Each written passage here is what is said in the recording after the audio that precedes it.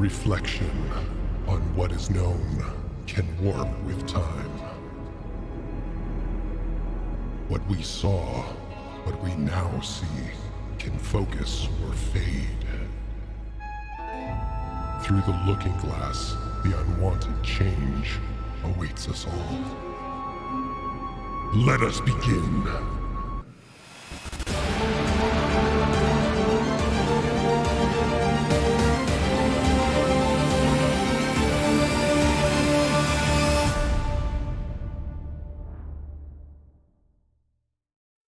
Hello, everybody. Welcome to the Oddities D&D. Hope you're having a great weekend. Hope you had a great week and looking forward to an even better one. Hey, let's go around and introduce the players at the table. Let's start with you, Viria. Well, hi, I'm Ari, and if I had a child, I would leave it in the woods for a year, and I would check with a telescope to see how it fends for itself. And I play Viria, the Hexblade Warlock. That's how you make jerky. Down from there, we've got Cult. Hi, I'm Check. I play Cult. I'm here and I'm clear. No? I really don't write these things. Half-orc rogue, bye. And I'm going to say one little thing. Last week, we didn't have Chuck via camera. We had her audio only. So now all the viewers get to see her lovely new haircut. It's so great. I like it so much. Ooh, got a cheeky little ponytail. There you go. Across from Cult, we've got Nagheim. Did you all want to hear what I learned the hard way? My toaster's waterproof. I'm Zanza, and I play Nagheim, your drow wizard. Good. And last but not least, we have Rose. Well, speaking of jerky, if I had a child, I would kick it into the sun. My name is Fred. Like a vampire child, Yeah. you know? Gotta go 2 for 2. Mm-hmm. Oh, I mean, this yours is nothing fine new. for- We're not learning anything new here. No, no. We're not children people.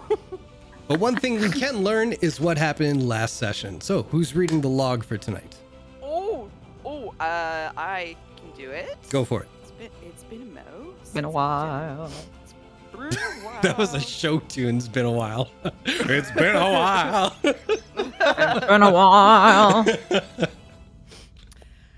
As the oddities discuss their next course of action, Viria comes to the realization that her patron wants her to speak with Thorndyke. The party reluctantly sends him a message using Albert and agree to meet with him the next day at the Clever Tiger. They spend the rest of their day preparing for the encounter. Upon meeting Thorndyke, the pirate reveals the oddities' plan to cripple his ship ended up killing 7 of his crew members. When Viria confronts him over killing her 2 friends on Skjaldfell, Thorndyke makes some startling revelations. Folk had been the one to plot the shard's theft with the pirates, but had a change of heart. And Agnar, not Thorndyke, had been the one to strike down everyone present on the beach with lightning. When the oddities express their disbelief, Thorndyke suggests Viria speaks with Agnar, as he survived the incident and serves aboard the Tyrannus. The pirate then warns Viria about the betrayer losing herself to her patron's influence, but nevertheless offers to point them to the third shard's direction and sell it to them for 100,000 gold pieces. Swallow. The oddities ponder their options, and Viria decides she should speak to Agnar to uncover the truth. She and Cult board the Tyrannus while Rose and Nagheim stay behind in their room. Viria tries to approach Agnar. Her friend lashes out to her with lightning magic and a dagger, and a fight breaks out between the two, Thorndyke and Cult. Outnumbered, Agnar reveals his attempt on Viria's life had been made out of jealousy over Thorndyke's attention to her, and immolates himself. Shaken by the day's events, the oddities agree to team up with Thorndyke in search of the shard for the time being, and are left to pick up the pieces.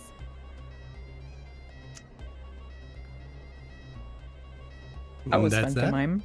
That's that at the end. Sorry, I wasn't sure if it was the end because they kept on dancing. So I was like, oh, they're okay. They got it. But unfortunately, your reading was so terrible that Xander up and left. So. What a bitch. No, Xander said they're expecting company, so they'll pop back in a few minutes there after they greet them like a proper human. Mm-hmm. All right. But that said, the next morning has come. Ooh, long rest. Yes. I'm level 9. Yeah, level 9. Ah. Oh, that's Right. right. I lost my What'd you lose? lost my extra point of constitution and my advantage on not advantage but proficiency on saving throws. I just saw it went back down to 4 and I'm like, no. Anyway, carry on.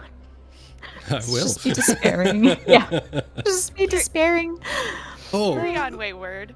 oh, okay, remind me, write a little note when we go to bathroom break, carry on Wayward, and I'll know what it is. It's freaking amazing. Anyway. Exactly. All right, so welcome back, Nagheim. You're just in time. Everybody has woken up. What is the plan for today? You have very little time before you're needed to be somewhere, but if there are things everybody needs to do before heading out, state your business. Yeah, Viria's just gonna pack her shit quietly and that's it. Okay? Colt's going to. Are we going out into the?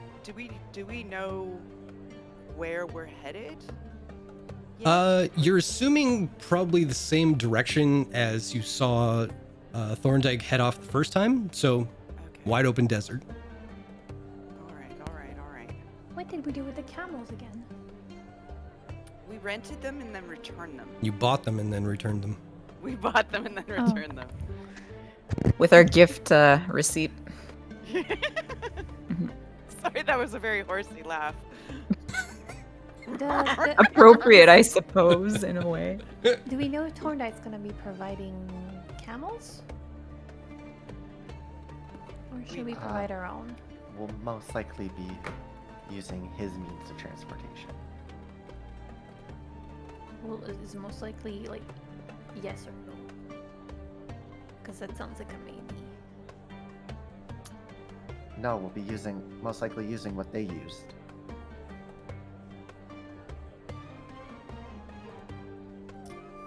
Okay. I'm sorry. I'm just preparing some spells. I'm gonna grab water. You mean you're Oh, yeah. grabbing create water? Is that what you mean? Yeah. Okay. Right now, in the bag of holding, we've got a total of 39 rations. Oh. So 39 days worth of rations. Okay. Just FYI. Cool, cool. Oh yeah, I can take the wrap. Yeah, you have. Yeah, I gave you my rations, right? I only 10? think.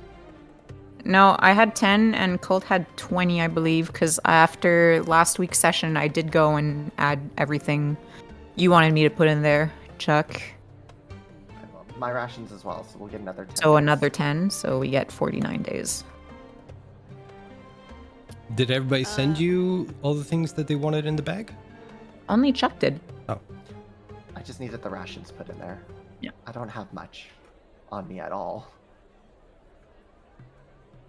Okay. I'll carry my ration. And now I'm under 30 pounds. excellent.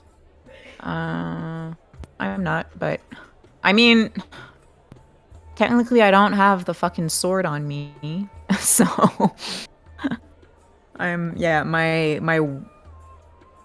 my equipment's weight isn't really accurate, but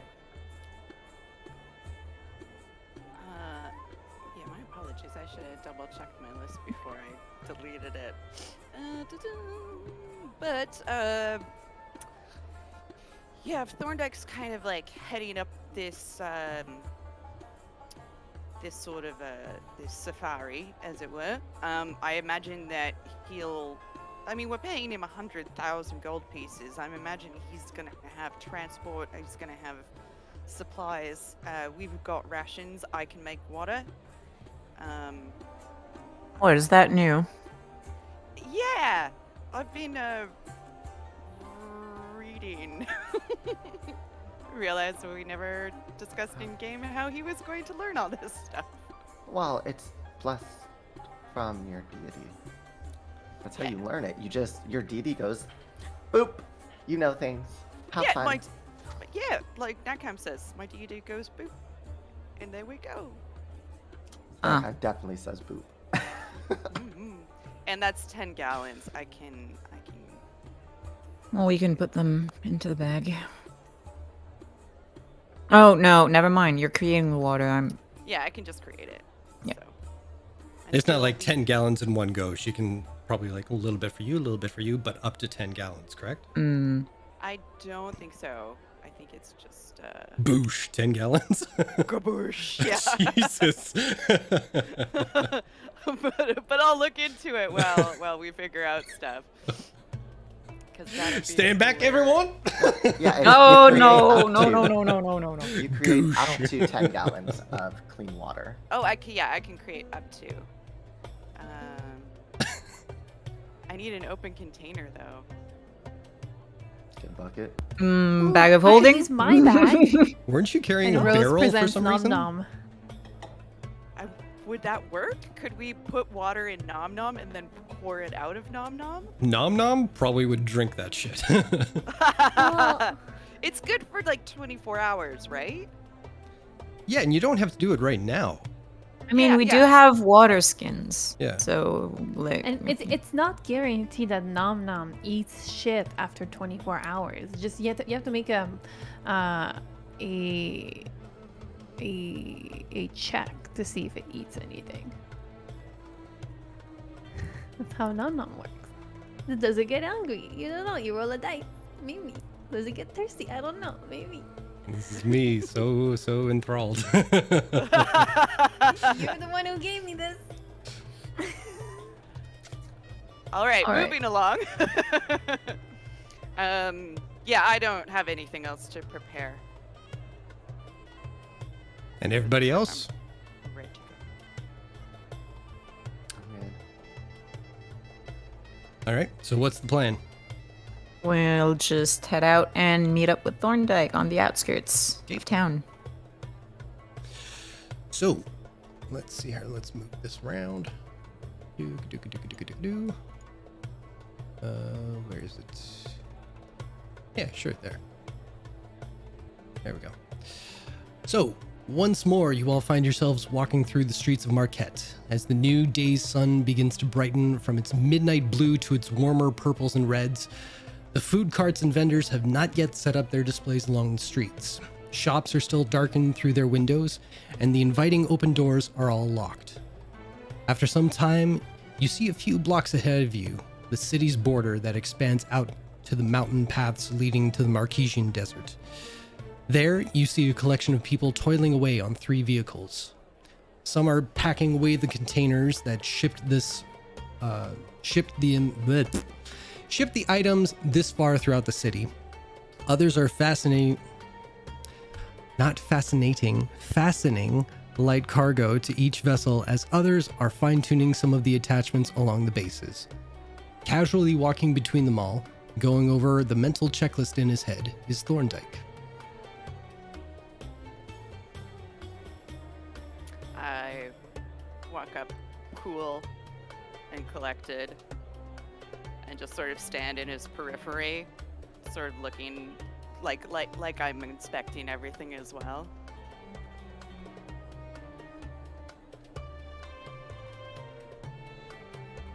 What's everyone else doing? He has an eye patch on. He can't see you in his peripheral. That's what's going on. I move behind him, putting my hand across his back so he knows I'm there like a horse. No, I'm just kidding. And then come into the other range of vision. What's everybody else doing?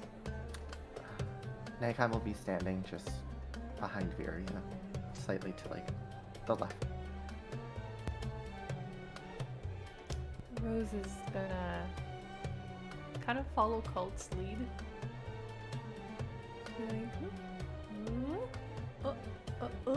Okay. I'm just gonna like stand off to the side, not pay attention to what anyone's doing, and just look out to the desert. Okay. So after nonchalantly getting into his good peripheral there, you do see Thorndyke just kind of give you a nod before going back to work for a bit. And finally he stands up All right. Let's get everybody to line up shortest to tallest.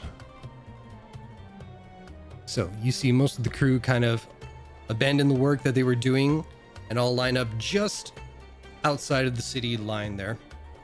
And you guys line yourselves up with the crew, shortest to tallest. So how does that go? I mean, out of the four of us, I am the tallest, I believe, so. Okay. I It's me, I'm the shortest. believe I'm the second tallest. And then nag time is between Rose and I. Perfect. Probably. So Thorndike kind of looks over everybody, knows where he's in the kind of height line there. Just kind of motions a little bit. Right. All right, so Rose and Nagheim, you'll be riding sidecar on vehicle number 1. Viria, you'll be sidecar on whichever side you're more comfortable with on vehicle number 2. And Cult, you're going to be with me on vehicle number 3.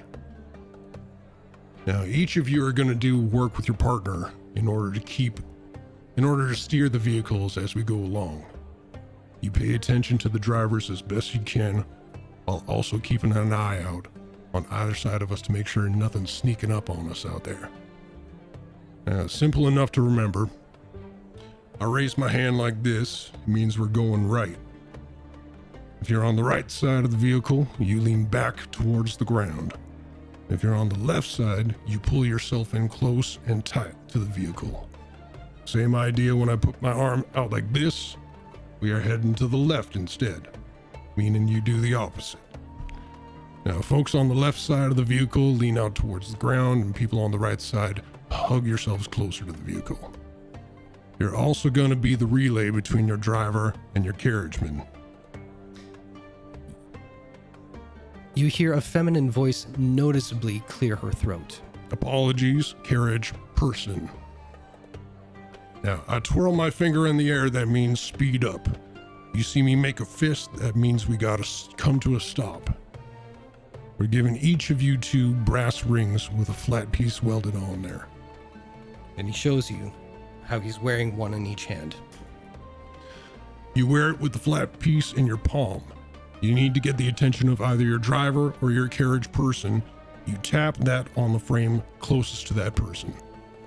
If you think you see something that might be a problem, do not hesitate to alert one of us to confirm. We ride in a tight formation with me at the lead. Now, we won't be going full throttle unless something is spotted. That way we have either vehicle on either side of myself notice something before we do. You have enough speed to catch up and notify me. Any questions? Will your ring even fit? I wiggle my dragon claw. Well, it seems like one of your digits doesn't need a ring. Next question. Rose. Which one is this again? What is your question? I didn't understand. What does this means what again? Left or right? So I'll go over it again. So this means go right. This means left. A fist means stop. And a twirl means speed up. Okay. And I don't have any experience driving. Well, that's good because you won't be driving. Okay. And I don't have any experience on this either. She points to the vessels or whatever they are. None of us do, Rose. Was anyone okay. else not paying attention to all the words that came out of my mouth just now? No, I got it. Like, speed up, slow down, left, right, and he sort of continues to like do all the motions that Thorndike is Fantastic. doing. So let's do a practical application with you here, Rose. Come this way, please. So he leads you and Nagheim to your vehicle. I'm gonna keep an eye on them. That's fine. So he gets you up to the side of the vehicle. And while it's still on the ground there, he gets you to stand up on the railing. So there's like a little kind of bar railing that you can step onto. And there's a belt kind of thing that you strap around your waist, and that has it tethered to the side of the vehicle.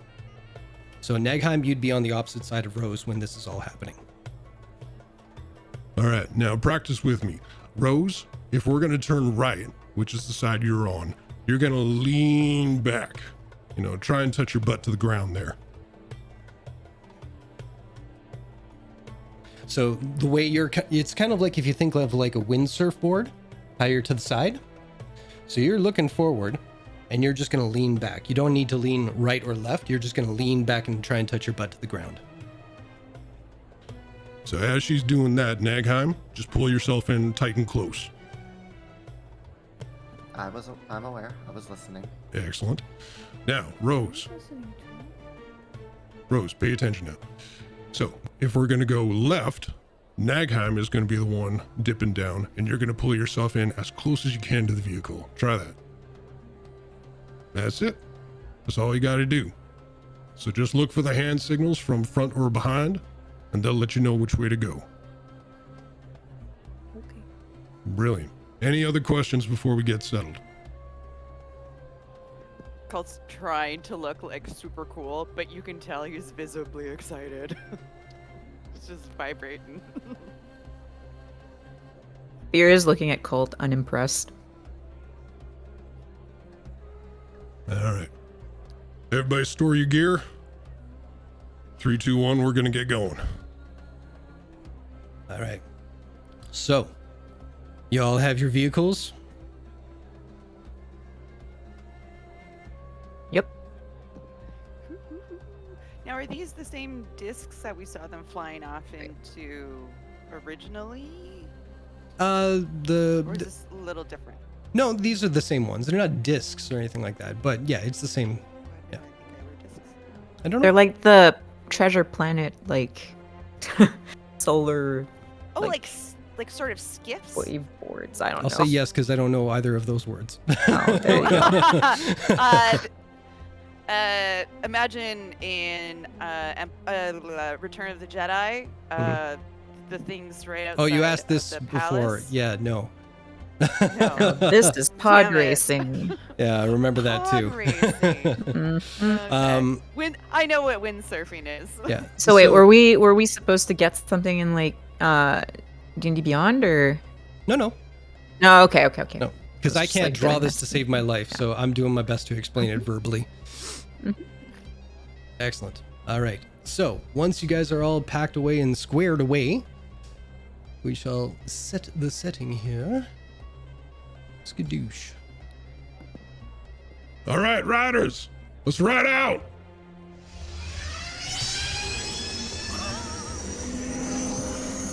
It's pod racing. It's Yep. pod racing.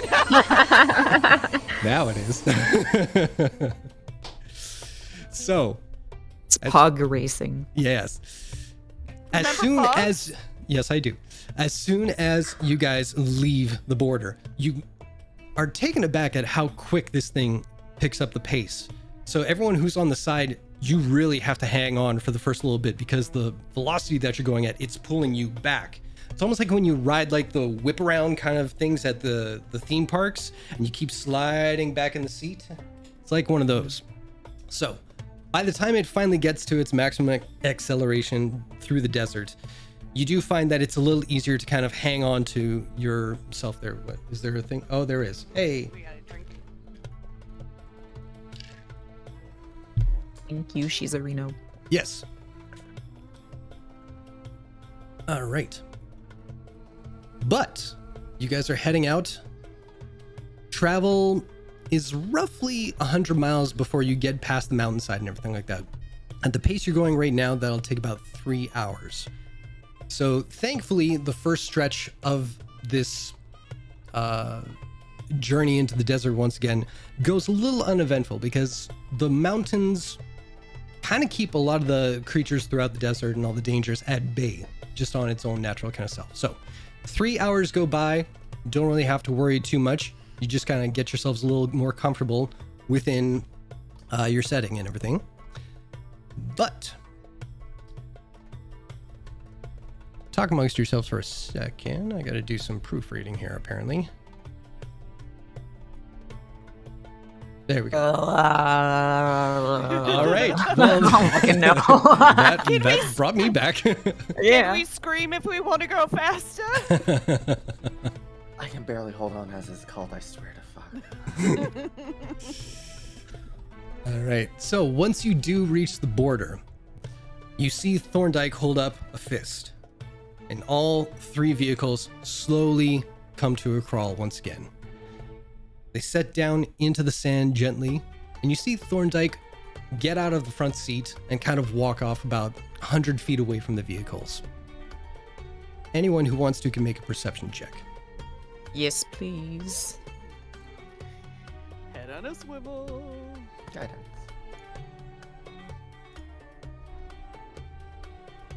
Typical. 30-20.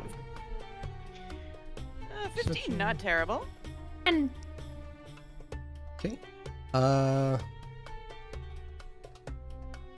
So Cult and Nagheim. Veer, you're just kind of scowling. Cult and Nagheim. You see Thorndyke open up a compass and looking out to the horizon before taking out a small booklet from his inner coat pocket to write down a few notes. He then kind of kneels down, dusts off a bit of the sand in the ground, double checks everything, and you see him put both of them back into his coat pocket before returning to the vehicle. I'm gonna lean over because I'm on his skiff. Mm-hmm. I was like, what was that? Well, you see, we've placed markers throughout the desert that tell us which sections we've already investigated. Seeing as there's about 320,000 miles of desert out there, it's a good idea to keep track of where we've already been. Now, thankfully, I already have a rough idea of where we're supposed to be looking, so lucky for us, we're going to focus in on about 40,000 square miles of desert. So, y'all just keep on doing what you've been doing, stay in touch with your crew, and we'll make arrangements for watch party come nightfall. So kind of like archaeology. Very much so, yeah. So you don't actually know where we're going? Do you? No. Well then, good thing one of us does. Everybody sit tight, here we go. Just because I want to.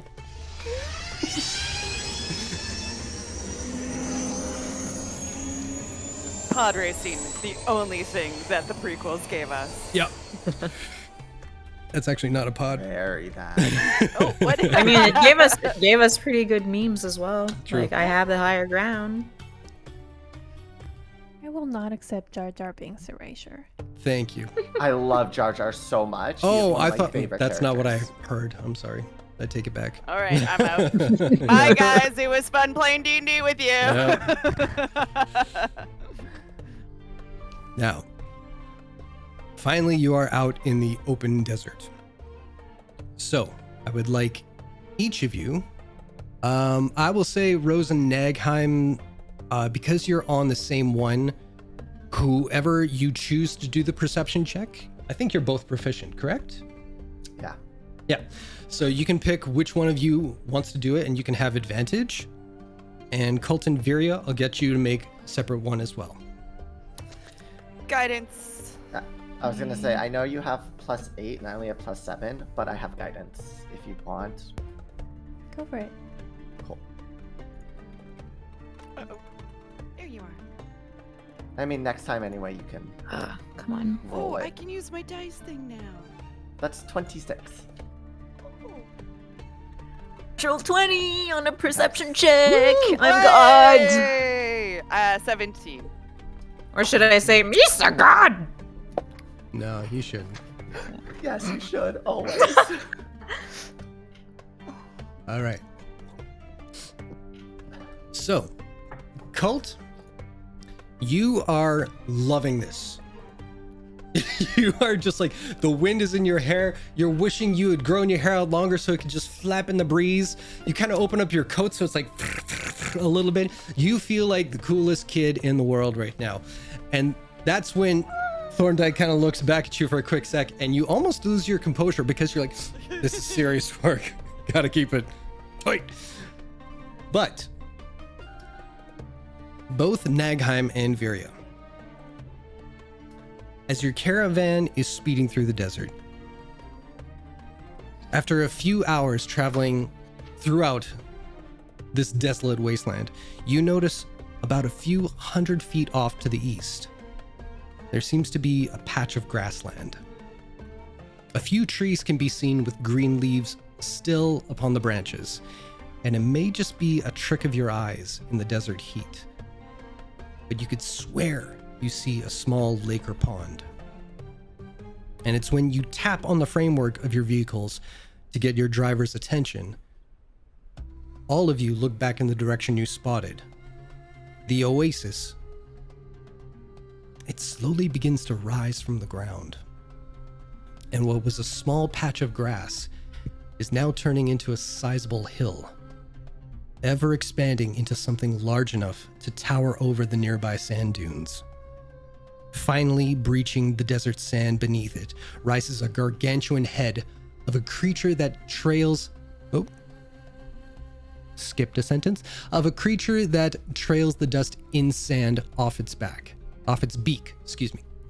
As it slowly turns its head away from you all, one of its massive yellow eyes opens as its mouth casually crunches a few boulders and rocks that remain in its gullet. Anybody who wants to make a history check can. Well, I'll say Viria or Nagheim. Okay. Also guidance. So 32.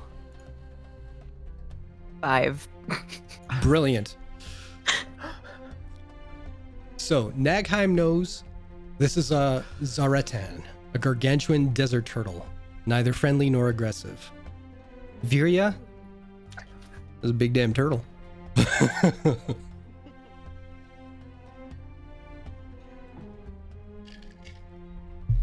Through the earring. Wow, that's a big turtle. Colt just sort of looks around. Is that a joke? No, Colt, look to your left. No, your other left. Oh! Wait, that's still my right. There it is. Holy fuck, that's a big turtle. Does it have a name? I mean, you can name it if you want, Rose. Nagaheim, you should ask a turtle its name. I don't speak with animals. I have a potion that does that. Are we anywhere near this turtle, by the way, or? What did I say? It was like about 100 feet away from your vehicles. Oh, so pretty close. Okay. Thorndike, big turtle. Just over yonder. Oh, good spot. All right. And you see he holds his hand out to the left. Okay, so we'll turn to the... Colt was paying attention, but I'm gonna do what you have to do when he points to the left. Yeah. Good save. I'm like left. Yeah! I right. learned it from Nagheim. Key mind. Yeah. So, everybody kind of veers away, giving wide berth to this gargantuan turtle, still heading off into the desert. Now it's about, I'd say, another 6 hours from the border when you guys finally start to slow down a bit, as the day is turning to night once again. So, at this point, I'd say you guys would be about 300 miles away from... Is it 300 miles or was it more? Hold on, let me double check my notes here. To the border is about 100 miles. Let's bring up the map, because that's D&D. Oh, Fred. Nope, That was disgusting. I know you. No one Thank you, knows I my bodily appreciate it. rumblings Yeah. better. This is true. So close yet so far. Yeah, I'd say from there to there, that's about 100. It's 200. Yeah, so you guys travel about 250 to 300 miles before you actually stop for the evening. And that's just in a single day. So that's pretty cool. All right. Now then, Once you guys see the sun setting over top of one of the dunes, all the vehicles come to a stop just below it. So at least when you're at sleep or when you're resting, you have at least the sand dune to your back, so to speak, if anything should make some rumblings in the night. We don't need sand dunes. We have a bubble. Now, I'll let you guys stretch your legs and talk amongst yourselves while I do a couple of rolls here. Yes, Rose, we have the bubble. However, it can only fit about, I think, 8 people. Well, we can fit 4 into it, and that's what matters. Yeah. It's like when you go camping and you have a tent. You just don't fit everyone until you choose who you want in your tent. It's your bubble, Nagaham. You choose who you want in the bubble, and I hope you choose me. Me as You know well. what? To keep it fair, I think I'm only gonna choose myself. Hey. I mean, that's fair. I was going to ask you to put it up for the 4 of us, Well, I obviously am going to be putting it up. or the 4 of us only, is what I mean. That's a hard no. Bitch, I'm out. That's Discord one way said to no. avoid confrontation. It's Discord Okay. really has comedic timing, I Yep. swear. Yep. Discorders I are. really want to get a new laptop so I Another never have player. these same issues again. No, we love But these No. issues. I Yeah. love this issue so comedic timing. much. Yep. All right, everyone, drain your water skins. I'd rather cast this now, this evening, because we need to stay hydrated, as apparently people want us to stay hydrated. So give me all your water skins. Who wants Annie. to keep us hydrated? My god, Timora. Oh, okay. And so Kult's going to. Oh, here, you can Cast. put water in this, and she gives non-nom too. Okay, yeah, he'll fill it all up. We'll give it a try. Ding, ding, ding, ding, ding. Yeah, so that's pretty much it. Ooh, if I cast at higher levels, I get 10 additional gallons of water. Super cool. This is why I don't play wizards. So, while Colt takes care of like doing the water thing, I'll move to Nagheim and I'll go, can I talk to you for a minute? Of course. Lock off Track with away from the group. if you need complete privacy, I can put the bubble up now. People I'll- can't hear the sound. Yeah, I'll look back to the other 2, and I'm guessing they're probably preoccupied with whatever Colt's doing with the water. Yes, no, maybe. Rose is thoroughly entertained by the water trick. Yeah, Kult's like making it like one of those fountain things that like scoots, like it's like a fountain worm that goes through all the different.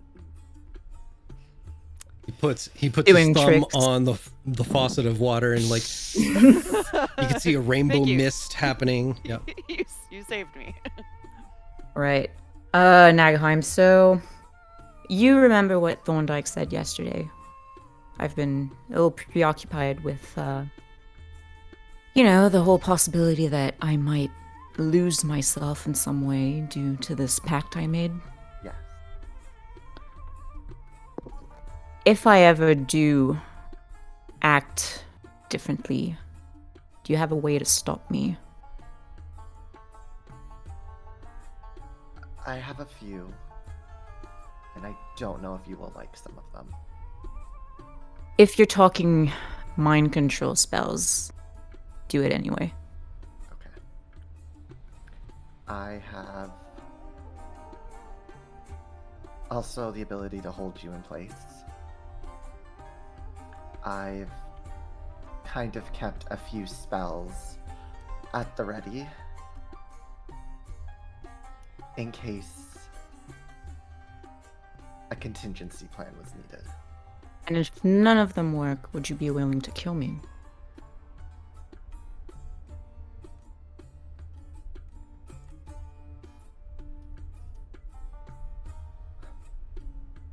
I don't think I'll need to kill you.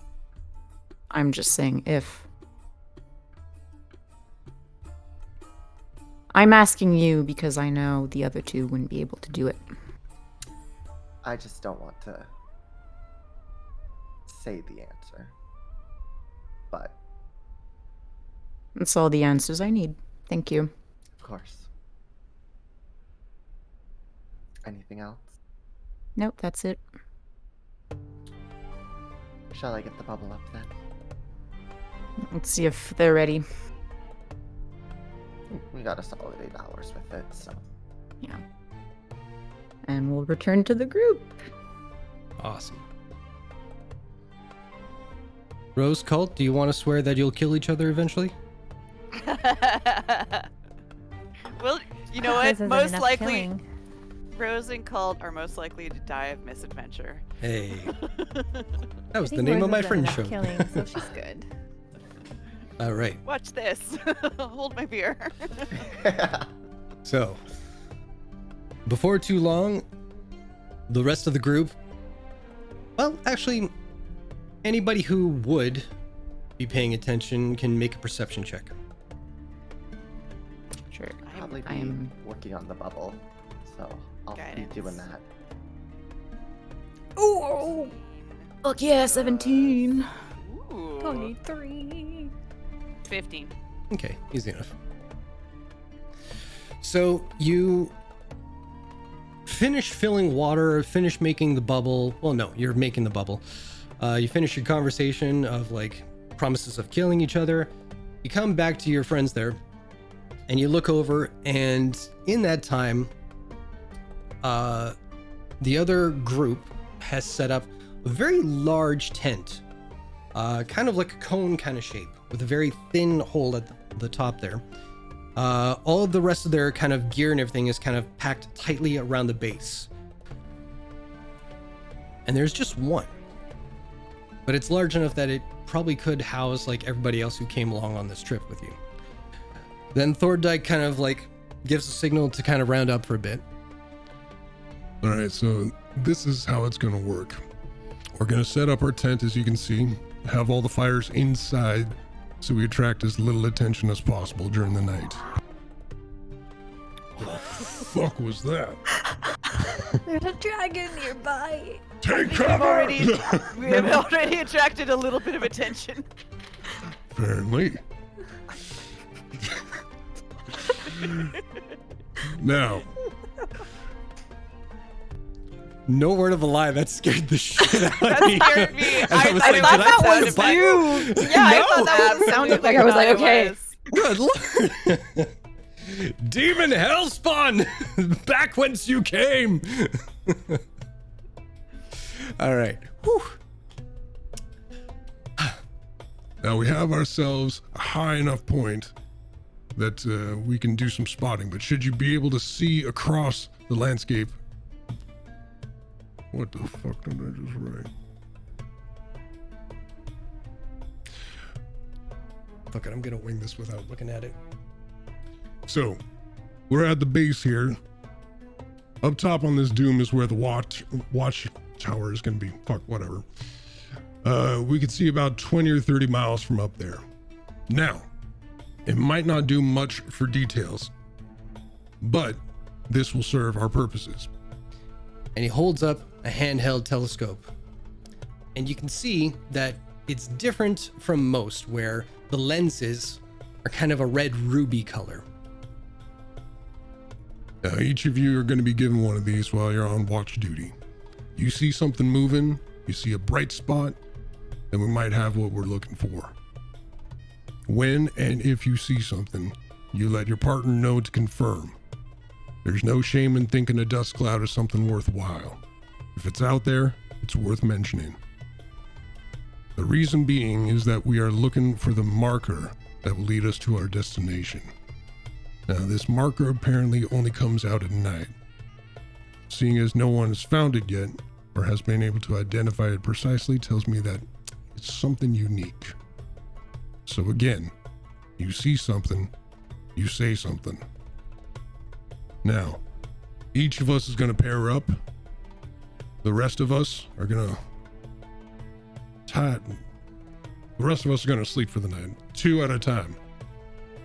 Tonight, we've got Colt and myself on watch duty. Everybody else gets some shut-eye. Colt, if you need something to keep yourself awake during the night, please get it now. This is going to be a long haul. Note to everybody, once you've watched for one night, you have no choice but to rest for the rest of the day.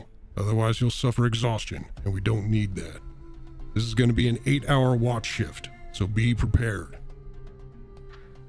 Tomorrow night, we've got Nagheim and Maynard, and I'll see if I'm up for a third watch. Everybody settle in. I would like to remind you, you have 2 elves in your presence. I'd like to So- remind you, everybody's going to pull their weight. Yes. But we can also be aiding in the watch, since we only need to rest for 4 hours at a time. I'm very happy for you. Colt, meet you up top. And he walks away. Rose is gonna send a message in the air and be like, well, that was dumb. Like, who would choose that when you have us? Not very viable. Sorry, cult.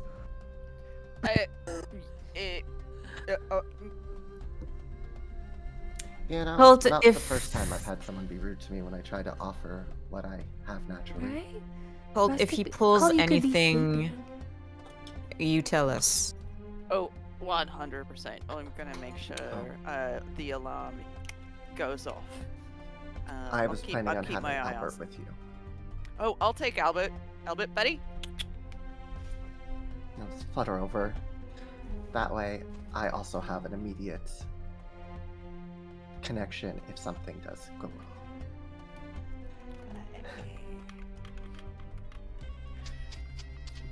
I wonder if he has a thing against elves.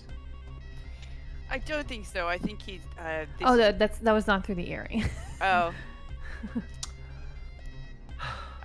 Okay. I mean, it seems like he's running a pretty tight ship here, so I'd say let's go with the flow. I like that he's keeping me near, just in case he's. This is through the earring. I should have. Just in case I can put a knife in him. Yeah, here's the thing. I'm don't like this for those exact reasons, but I'm more like him putting a knife through you. Still Don't don't use your trust favorite him. knife, No. though, so you I don't have to got- leave it behind. I got a little extra to, keep me safe, and he just sort of shows off his little soul trinket gems.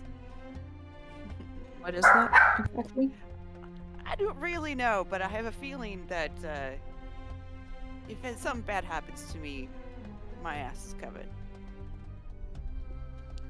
All right. All right. Have a good sleep, guys. Yeah. Be careful. And he strides off to join Thorndyke in the watch. There you go. All right. So, turn this up a little bit. Turn that down a little bit. There we go. So, once you're up on top of the sand dune, nighttime does come quick. And it does bring with it very, very cold temperatures as well. But you do have dark vision, which lets you see a fair distance, and then everything is kind of shades of gray. Making out many details that aren't in direct moonlight is a little bit difficult. But then Thorndyke passes you the telescope. And, Colt being Colt's curious nature, ooh, what's this? Ooh, and it's still, until you put it up to your eye and you try, you're like, oh shit. So everything kind of has an infrared kind of look to it. Not really night vision, so to speak, but the details pop a little better. So there's a glow to the sands and everything like that, where it's reflecting moonlight that you wouldn't see just by the naked eye. So that kind of pops out. And you do see some movement here and there, but it's mostly just the sand dunes kind of moving the sand around with the breeze. And we're going to do this 3 times. We'll get you to make a perception check, please. Right. Trying to touch it. Guidance. Come on, you little cheeky beggar.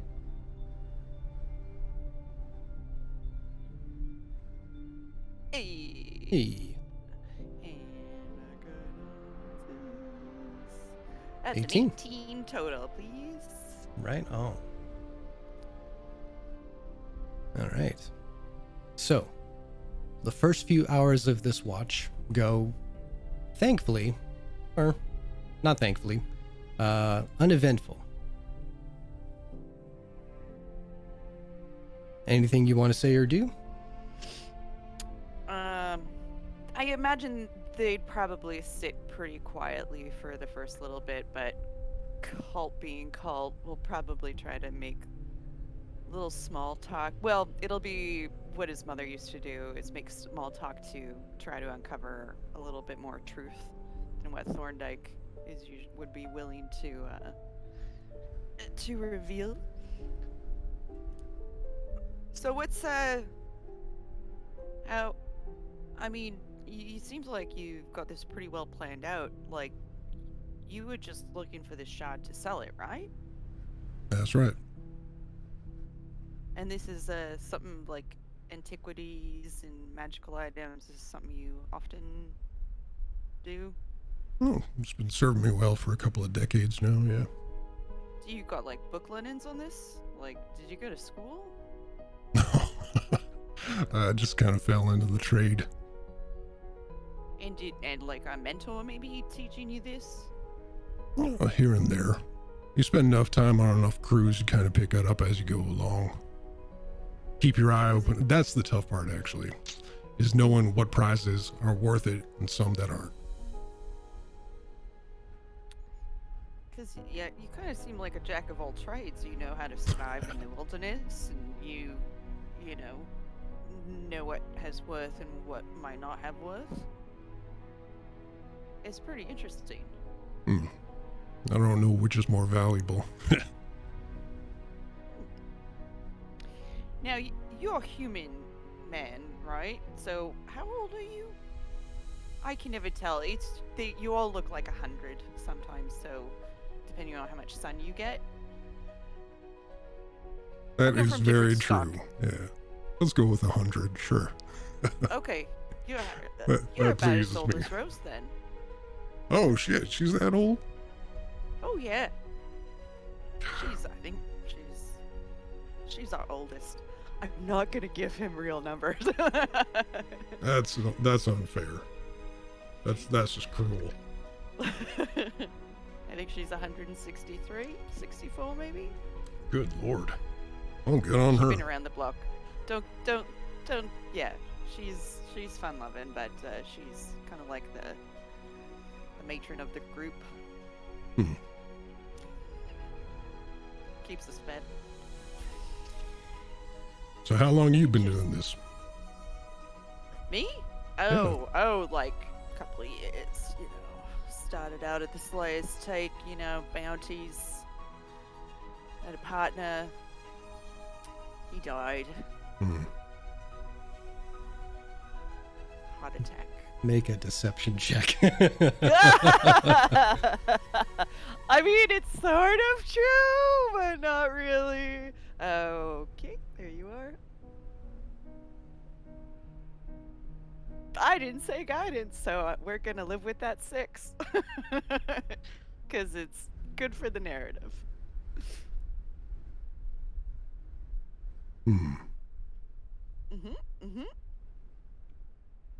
So you've been traveling with this group how long now? Oh god, seems like years. We've been through a lot together. And he dances around questions by like never giving a direct answer. But we're tight. Let's get into some fun stuff. What's the craziest shit you've come across so far? Oh fuck, the craziest shit, an orgy and It turned out that most of the people in the orgy were actually goo. Like a single-minded hive mind goo. Oh, not And the kind of goo yeah. I was thinking. All right. No, not good goo. The worst kind of goo. And to put the cherry on top of that goo is we were saving my brother, and so he was in there too. It was solid. It was disgusting. It was awful, and it haunts my dreams. That definitely would do it. Yeah. Yeah, that's one of the craziest things we ever saw. Weirdly, it was actually goo that we had met beforehand that we kind of let out of a cage, thinking it wasn't what it was, and it's still out there, so it could be hunting us right now. We don't know. We could die, like, literally at any time. I mean, you guys could be the goo, but we're pretty sure you're not goo. Remind me again why I agreed to this team up. I don't know. I'm kidding. Don't worry. Well, Right. goo, that's into sex orgies. That's a new one for me, I gotta admit. Yourself? I am not one to partake in sex orgies. No. Oh, I mean, the craziest thing you ever saw. It doesn't have to be sexually Oh. related. That was personally one of my weird things that I.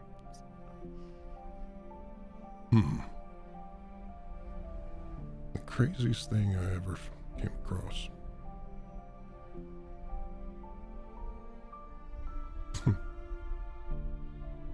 You know, the craziest thing I ever come across is that somehow we end up surviving all the stupid shit that we do.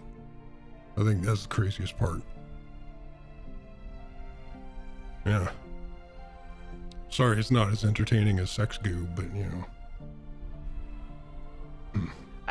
I haven't survived all this crazy shit. Have you ever died? You died? Yeah, like twice.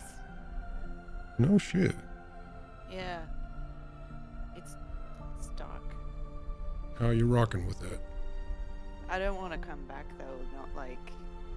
I mean, coming back as me is fine, but I don't. Oh, I thought you seen meant other you didn't things. want to come back. I'm like, whoa, that's deep. No.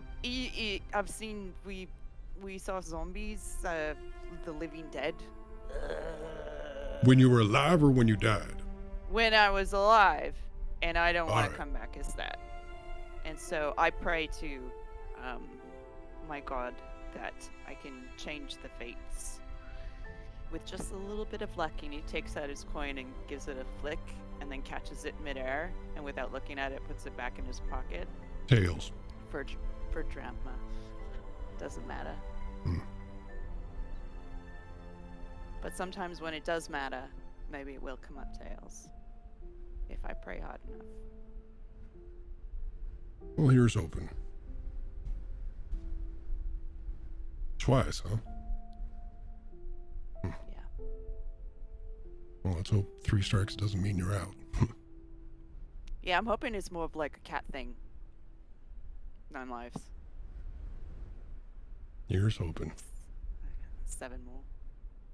Gotta- Make gotta your make- second perception check. Okay. Guidance. Oh, I don't need it. A 22. Oh, I could do a little bit higher because I did say guidance. Sure. 25. With that, looking out over the horizon, it's more so that you're trying to look like, you know what you're doing. So you've got the little periscope out there and you're like, oh, yes, I see. Yes. You know, you're trying to act like the observant guy without really observing things until you do actually notice something. And it takes you a moment where it's like,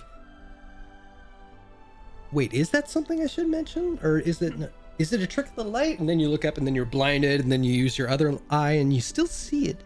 You do see something happening on the horizon. What do you do? I take the telescope and I just nudge Thorndyke with it, and I sort of follow my finger on the horizon. I'm on it. There's a rocky outcropping. It's just a little bit right to that. Oh yeah, look at that. You seeing this? Can't make it out. I can't make it out. Well. My eyes are only half elven, and then orcs not great eyesight, so I'm kind of even Stevens. Fair enough. Well, luckily, I think it's because we've seen this before. If you watch closely, you'll kind of see the two shapes come apart and then clash back towards each other. And what you're seeing, well, actually, take the lens down and look out there. And you do for a second. You see orange-red flares every once in a blue moon that just kind of collide and then dissipate. Collide again and then dissipate. Now, what you can make out is that there are two elementals going at it right now. Not orgy, sexy kind of stuff, but yeah, they're just having a little bit of fisticuffs right now. So I think one is definitely a fire elemental. The other one is air, earth. I can't really make it out from here. Good eye, but I don't know. We see that often enough around these parts that probably not what we're looking for. Elementals, huh? Yeah, you ever come across one of those? It's like living fire, living water, living earth, living air. It's like an Avatar thing. Yo, keen mind, have we ever come across anything like that? Hey, DM, no, you haven't. So. Okay, I was like, okay, I didn't think. But make a history check. Oh, ooh la la. 17. You've heard of them, but you've had a hard time kind of like conceptualizing something like fire or water becoming something sentient. Yeah, the intangible becoming tangible. Interesting. Yeah, some of the earth ones and the wind ones, that's when you get your little orgy thing, because the sand kind of manifests, and yeah. That's a whole kind of thing I don't want to think about, but it is what it is. You're a weird dude. I've seen some shit. Yeah, you have seen some shit. So why did you ask us to come along when we obviously wanted to kill you? Well, y'all wanted the same thing I did, don't you? Yeah. Well, people don't generally invite assassins. Who's the assassin? Am I the assassin? Well, turns out, apparently not. Who are we referring to then? Me, I'm the assassin. You're the assassin. Oh Well, I shit, was what you trying got? Well, no, it's not the point of the conversation. Oh. It just, you obviously trust your team. Well, these guys To have watch picked your up when I back? got here, yeah. Oh. So, are they mercenaries, or? Pretty much. Most of them come from Marquette, so. A few of them I've traveled out with before, just to kind of, have somebody with trustful eyes. But, yeah. Usually whatever port we walk into, we hire the crew there. Is that why people seem to love you so much in this town? No, it's just because I'm a very lovable individual. I mean, you do have a teddy bear-like quality to you. Why, thank you. You're welcome. No, it's more so that you want to get someone, like when you don't know the lay of the land, it's best to get people who are familiar with it. So when we're out in the desert, that's why I know about things like elementals that are out here, and big old turtle boy back there. It's less surprising when you know about it beforehand. Plus, they know the lay of the land way better than I do. I look out here, I just see desert. This means nothing to me. Well, it's very interesting getting to know you, Thorndyke. Oh, likewise, Colt. How'd you get the name Cult, anyway? Are you part of a cult? Nope. Weirdly, we had run-ins with cults, but No that shit. gets a little confusing. But no, it's not it's a family sort of name. You don't want to know the full name; it's too long. Cult. You ain't related to cultivarius, are you? Fuck. He gets caught off guard that he tries to keep a straight face, but he just ends up going. Rich kid on the run. Say no "What? more. It's cool. No, Yeah. no, no, no, no, no, no, no, no, no, no, no, no, no, no, no, no. This is not. I'm head of my house. Head of my. Oh, so that is you. Well. Hey, you say a word. If I'm prying, I will back off. All right, we'll get back to work. You just kind of remind me of someone, which is, yeah, that's me. You can call me Cult, because everyone else does. And he sort of like grumps a little bit and kind of like tries to end the conversation by just slowly turning and like staring off into the distance. Hey, I might be reading the room wrong, but coming from money, that ain't something to be ashamed of.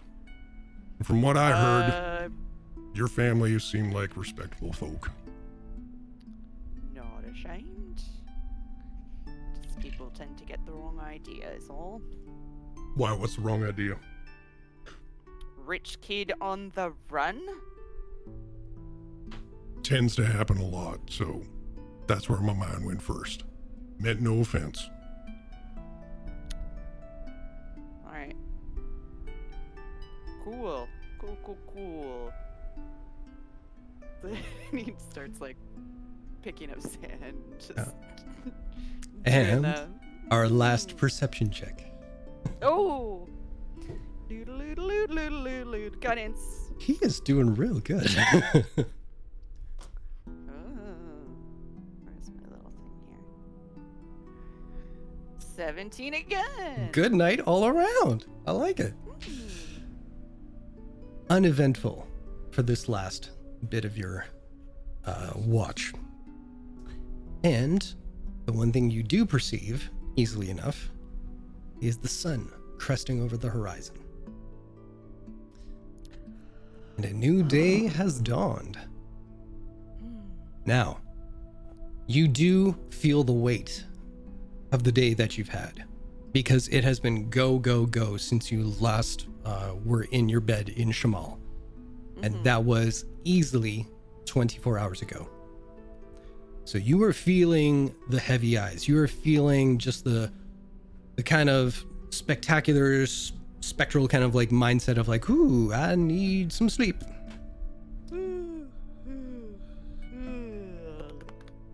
All right.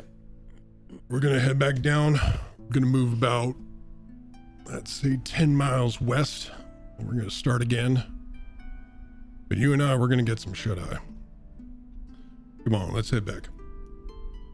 And he just trudges, sleepy eyes. Now, I was just gonna say, this whole time, every time Cult got awkward, Albert just kind of did the. Which was most of the night, basically. yes. Oh, baby, yeah, you know who I am. Poor Albert's neck is sore by the end of the night. Hey, you're not wrong. All right. So, did anything happen during the night for the other three? Rose snore a little bit, but that's it. Fair enough. After the first 4 hours and Nighttime was recovered, they did watch over Viria. Not just watching her sleep, but just watching over and keeping a very dim, ambient, cool tone of color going throughout the bubble, just to try to, even though they're asleep, but have it very low impact sensory, just to help kind of keep a more restful evening, to make sure that if Viria has any dreams or anything, out for the body, it is going to be less stressful. Nagheim ASMR. Got it. Pretty much. Love it. All right. The morning... Viria, anything? Or no, you were asleep. Oh no, I so said hey. little capsule. Well, I was gonna say you tell me, Jason. So. The morning comes. Yay! Cool. Now I know Viria would just check up on Cult before he goes off to sleep. Sure. Well, it's going to be pack up the camp, and once you get to a new camp, then sleep will happen. But yeah, definitely check up on him. Mm-hmm. I'm just. Oh. Yeah, like, you okay? Did he like try anything? Did he do anything? Etc. He touched me. No. No. He touched my heart. Exactly. No, we was having just a good old jawbone, two adventurers. He's really nice. I hate to say it. He's actually very nice. That's how he gets your trust, Colt. I think you need to work a little bit harder to hate him. I was Colt really can trying. want to do. Colt can do what he wants. Sorry, that came out inverted. But yes, I'm just saying that's how he gets people's trust. So, just, be careful. Wear protection. Yeah, he's. He reminds me of Durant. Is it the eye patch? It's everything. It's the voice, the eye patch, the easygoing, casual nature. He's been around the block, this guy. He knows a lot. Except I don't think Durant has ever betrayed anyone. Yeah. I miss Durant. Shing! Here he is. No. Albert says you need to work on your people skills, though. Apparently, it was a very awkward evening. What? I don't. How dare you? Poor Just say it with We a just bird. came back from 8-hour watch and we're just like ramming into him like, you suck, you need to hate him more, your people skills suck. Also, your mentor is dead. Your daddy issues. I just. They will Okay, never be diminish you. over. Anyway, you want a croissant? I'm gonna go cry myself to sleep. And he wipes his eyes with the croissant. Oh, it's so salty.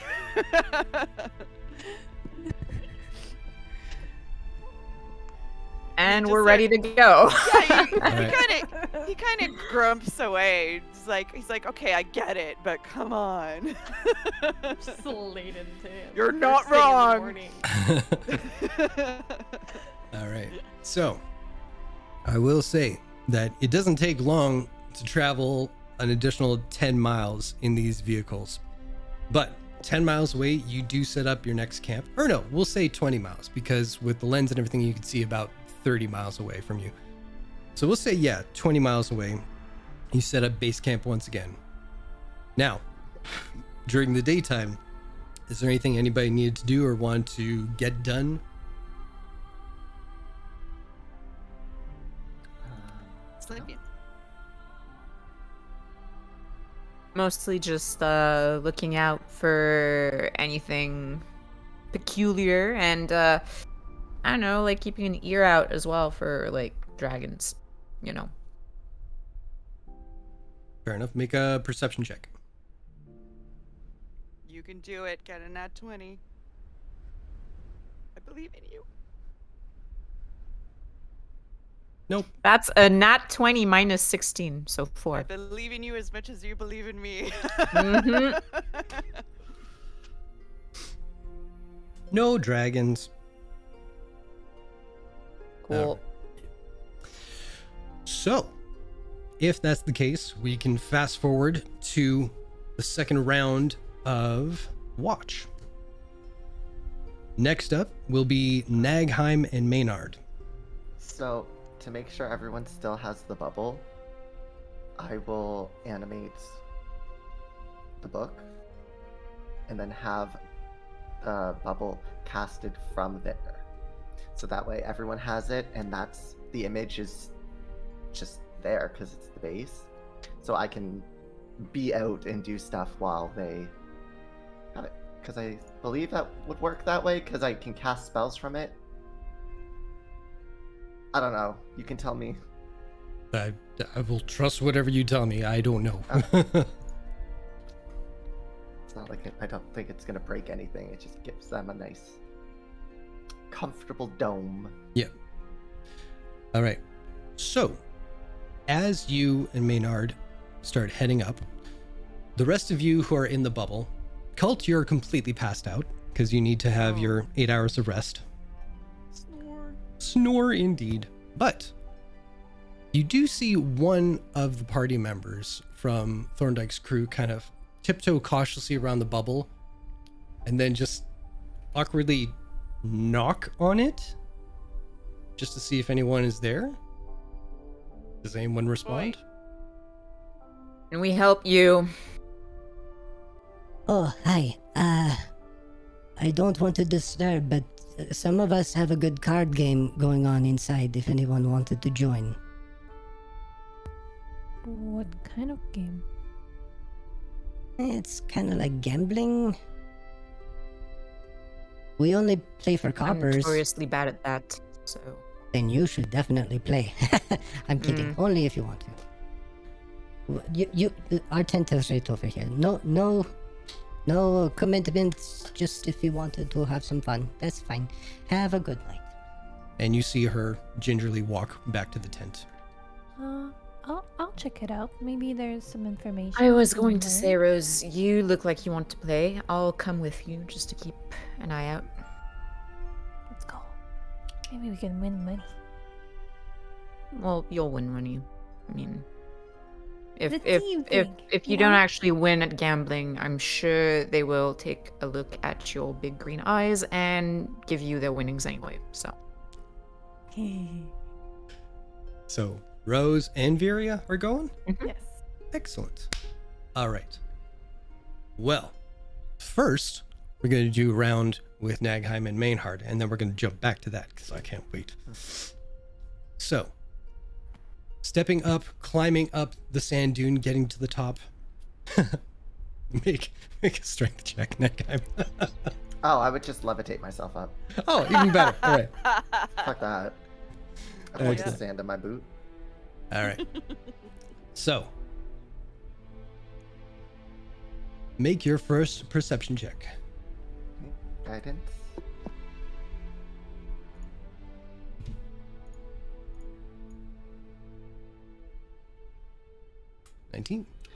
Dirty 20. 20.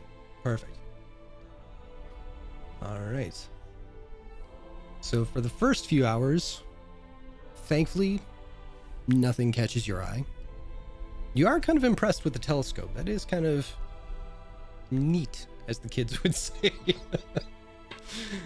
But yeah, nothing super interesting or eye-catching that happens off the bat. Get it? Eye-catching? You're going through a telescope. That's gonna do you super well. Ah, I hate it here.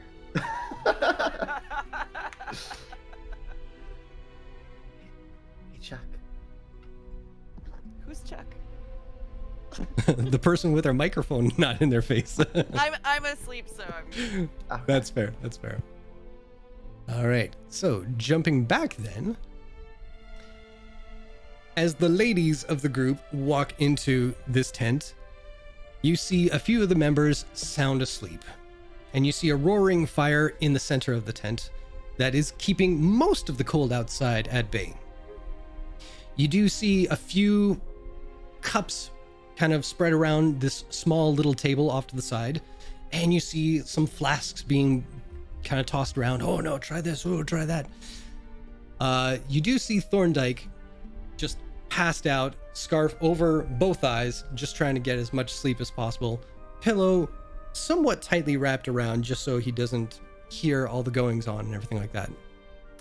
But you guys have a seat, and they're into a few rounds already of a game called Gambit of Ord, which I think some of you have played before. Now, if you don't remember, we're going to go through it right now. What you'll need is a D8, a D6, and a D4.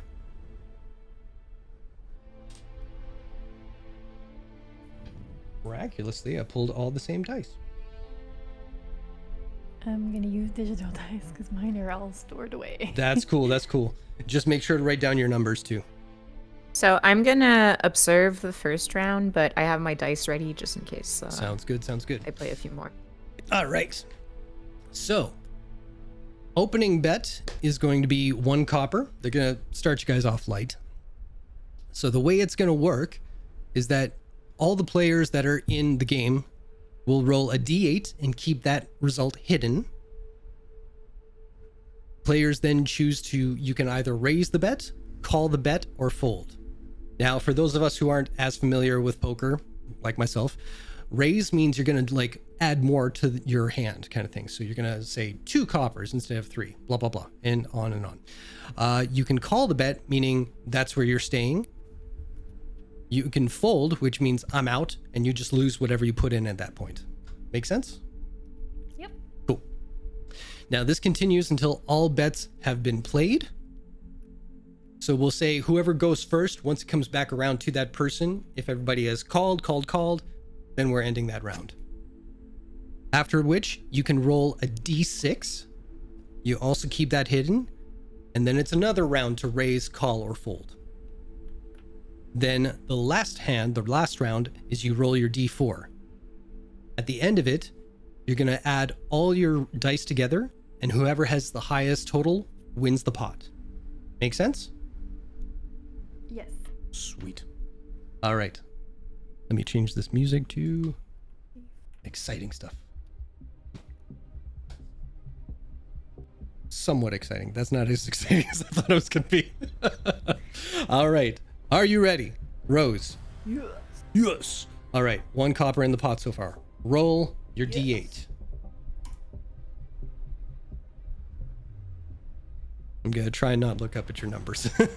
Oh, I'm rolling on a different tool. Oh, so you brilliant. can see. Brilliant. Okay. Do you want to raise, call, or Raise. fold? Raise? Raise up to what? How much you putting in? Not a 1. So 2 copper now? Yeah. All right. The person you're playing against will raise as well. So now there is 4 copper in the pot. All right. Got your d6 ready? Mm-hmm. Here we go.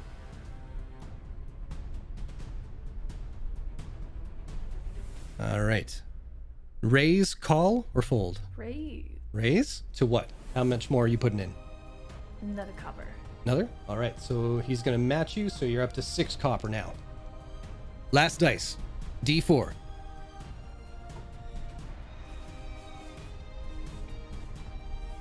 All right. Now, this is something that's usually reserved for the more dexterous and the more sleight of handy people. I will say this. If you feel badass enough, I will let you pick one of your dice. If you don't like the result, you can try to sleight of hand re-roll it. But if you get caught, that's not good. I keep an eye out on her opponent Absolutely. to see if they try to pull the same trick. Okay, make a perception check. Devil, If you want to. Sleight of This is totally up to you. I do. Okay. 19. Sleight of hand. Brilliant. Reroll whichever die you want to change. And you got to take the second number. 18 on the perception check. They're keeping it legit. Okay.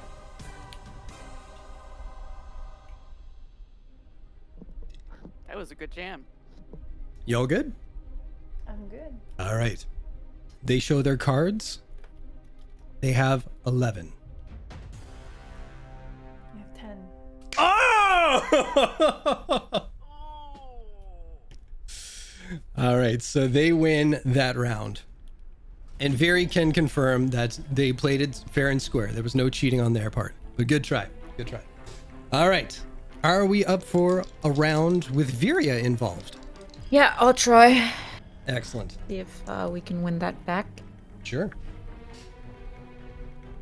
All right. Rose, you're in as well? Yes. Excellent. 3 copper, that really set me back. Not. Now, the person that you lost the round to, they decide to make things a little interesting. And they're going to start the pot with everything that you lost. So 6 copper is back in the pot as a starting pool for everybody. Now you can add in your copper, so it'll bring it up to 9 between the 3 of you. And now we can roll the first die. So roll your D8.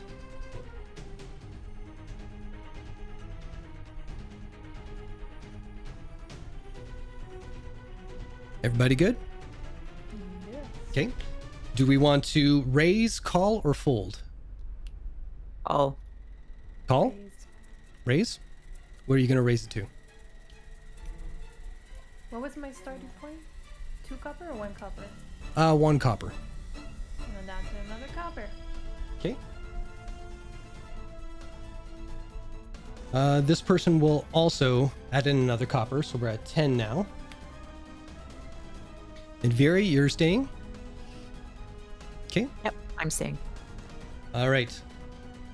Next dice, D6. Roll away.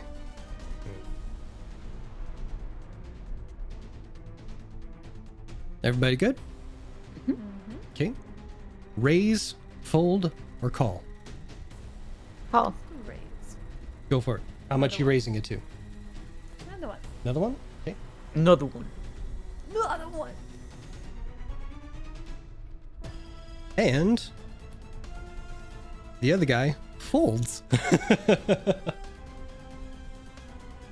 So, Rose and Viri, roll your D4s.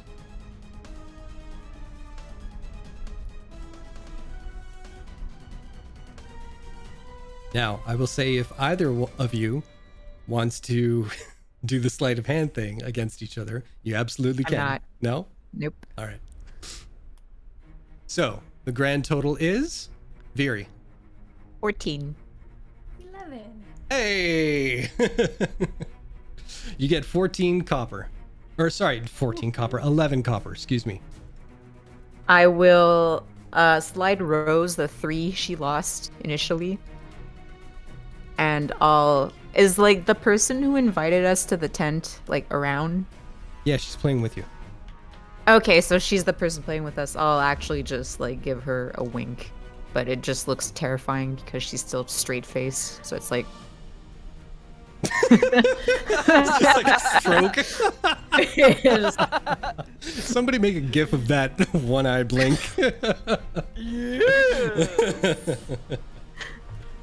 All right. Well, we will continue with this game, but first, we are going to. Oh shit! I thought Cald was going to say something. so Huh? I get 8 coppers. Yay! Yes, you do. Now, I will say, going forward, you can up it to silvers or gold if you decide to. But we're going to check in with Nagheim real quick. Nagheim, how you holding up? Surviving. Surviving? Great. Get you to make a quick perception check, not related to your watch. Okay.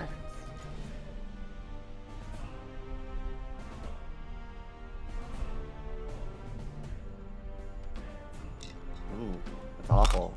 14. I forgot ice is very loud. Sorry. This is the first time that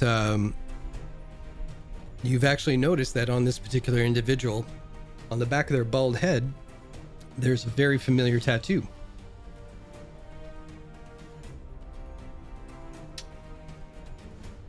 Huh.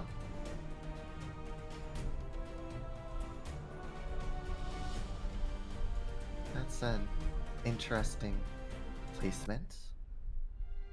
For sure.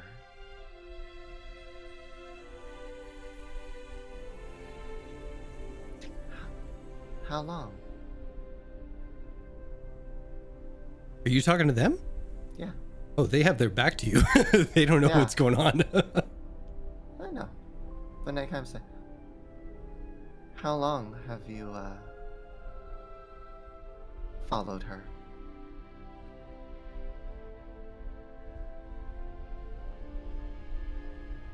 Long enough.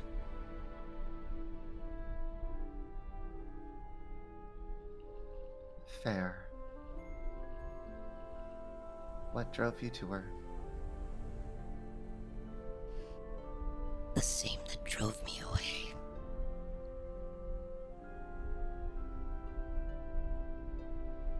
To stay hidden? Or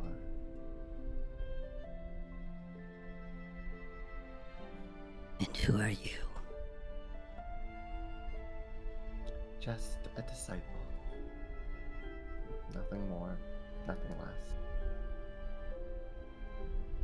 One who enjoys having a little extra coverage when trying to avoid unwanted eyes.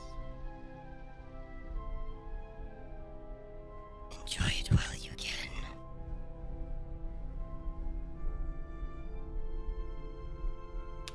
And I've that's been all through they hell. say.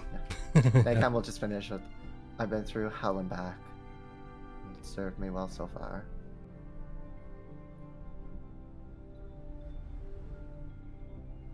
Oh, Nora, no, bad.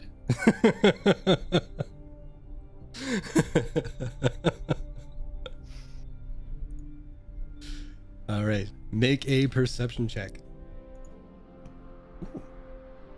Guidance. Oh god, my rolls suck. 14. Not bad, not bad. All right, let's see I here. rolled twice in a row. Well, you spot a couple of things, but it's more like trick of the lights. You remember Cult kind of mentioning before they went to sleep that there were like some creatures that were kind of like fussing around, the elementals and everything.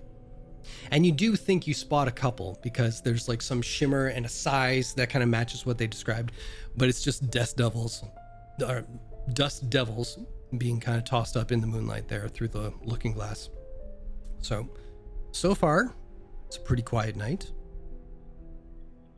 You're curious as to like what it actually is that you're supposed to be looking for, but you assume out here anything unusual is probably gonna pique your interest real quick. So that said, we will say probably another round, or we cut to the final round of gambling before you guys feel like you have to settle in for the night. Yes. Let's go. Yeah, Let's Viria's fucking go. gotten a little confidence boost from winning that last one, so. Right on. Now, are we upping the ante to silver or gold? I'll actually slide a gold piece over to the pot. Ooh! Rose, are you matching? Yes, I am. All right. So will your friend, your newfound friend. All right. So we have 3 gold. Don't even know the name of. Oh, I can get you the name. Hold on. This You know, would the real be. gamble is letting Cult make friends. This would be Nazina. Nazina. Mhm. Cool. And what race is Nazina? Oh, you know. I came up with a name. You're being too demanding by asking for a race, okay? Okay, sorry. Human. Jeez. Fine. Definitely Default. Marquesian, though. I'll say that much. Okay, Marquesian. Yeah. It's something. That's totally. All right. So, round number 1. Everybody, roll your d8. Wow, good poker face, Nazina. Thank you.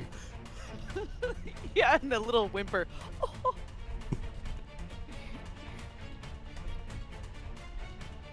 All right. So, going back around, Viri, are you calling? Are you staying? Or are you folding? Or, sorry, are you raising, calling, or folding? Calling. Calling? Yep. Rose? Amazing. To what? Where are they going to go? No, actually, I'm going to do silver because I don't want Nazina to feel like, oh my god, I can't keep up with these rich folks. All right. And Nazina is going to put in 2 gold.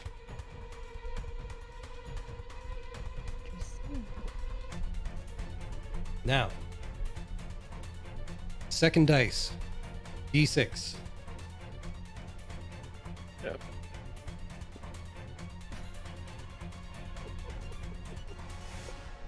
So casual, Jason. So casual. Did you see me pump the brakes on that? Say, I see it. I see it all. yeah. So here we can see that Jason doesn't play poker. No, not at all. All right, Viria, are you raising, calling, or folding? I'll add a gold piece Okay. to the pot. Rose? I'm gonna do a gold piece as well. Okay. And she will add another 2.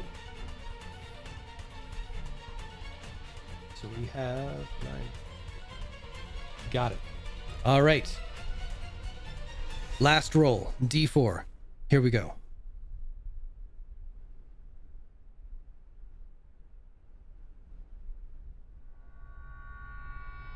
Everybody good? I like to do sleight of hand. Make a sleight of hand check.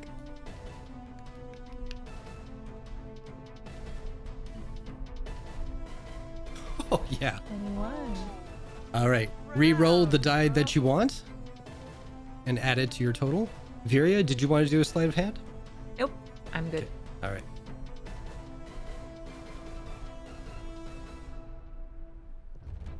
All right. Everybody got their totals?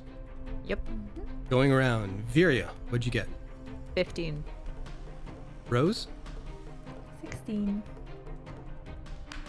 Here I thought we were going to do rollies because I got 15 as well. Rose, you win the pot. Hey! So you can add 9 gold, 2 silver to your pockets. I have someone at the door. I'll be right back. Oh, no worries. I thought that already happened. Oh, so everyone won one tonight. There you go. Brilliant, There you brilliant. go. And it's when you mention that Nazira kind of like looks at you like, yeah, we're all winners. She's the biggest winner, but we're all winners. I mean, you just had to put in a bigger pot in There the you first go. round. So Now, I'll say this. You guys can stay and have some drinks, or you can go to bed. It's totally up to you. I'll take a weary look at Thorndyke's corner and just excuse myself for the night. For sure. Rose? I'm gonna give 1 gold piece back to our Zero. friend and be. If we were at a tavern, I'd be buying you drinks, but I can't. So here, and then I give a gold piece and then say goodnight. She looks to you, takes the gold piece. This will buy the first round when we return. There you go. Have a good If we sleep. return. All right. And it's at that point that I think is a perfect time to take a bathroom break. Piddle time! There we go, the oilet. Amazing. All right, so ladies and gentlemen, thank you for hanging out. Stick around. We're going to take a quick bathroom break and we'll be back in about 10 or 15 minutes. In the meantime, you get to see the lovely emotes that Nicolonora has created for our subscribers. And you get to see the lovely art from Chuck Monty about all our shenanigans while we went through the early days of the stream. So, see you back here in about 10:15. Bye-bye.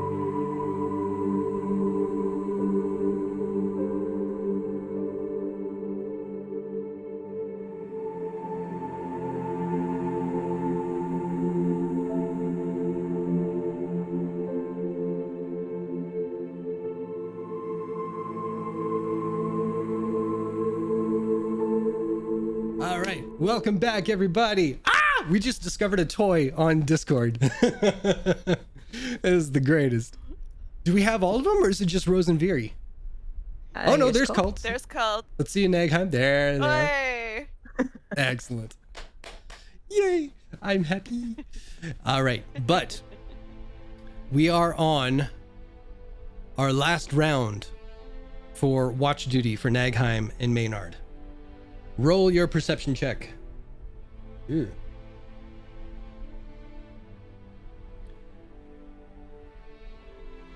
There we go. 16. 16. Your night goes uneventful.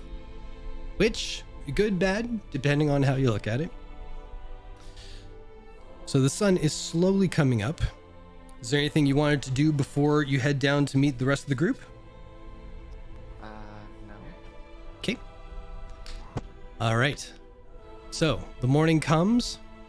Nagheim and Maynard make their way down to their separate bubble and tent. The rest of you are just coming to. What's everybody doing this morning? I'm giving a recap of the card game. And then I pulled this card, and then Fury pulled this card, and you know, like, super excited. In As between the should be. two of us, we did manage to earn a few extra coin. Did good. Yeah, so I was thinking maybe we just play card games to make gold. It's less risky. I do have a ace up my sleeve, if you know what I mean. Yeah. Your literal pocket sleeve, is that what you're referring to? Oh, that's real cheaty, but no, I can pray to my god and get another chance at things. But yeah, I could totally cheat with an ace in my... I'm sure there's like a super league of card players, and then there's like high prize or something. We'd be really good at that. Sorry, I got distracted by a little animal in the background over there. I have a name, you know. Oh.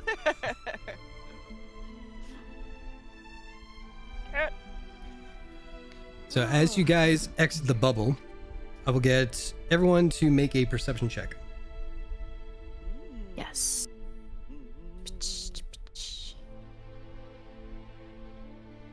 Ooh. And that's a natural one. Oh. Hey, and Rose got a natural 20. Balanced as everything should be. Excellent, I got excellent. a 21. Well, this tracks. Nagheim, you are tuckered. Natural You've done all the 20. looking that you want to do for the evening. But as you guys are considering what to have for breakfast, is it going to be rations or rations? I don't know.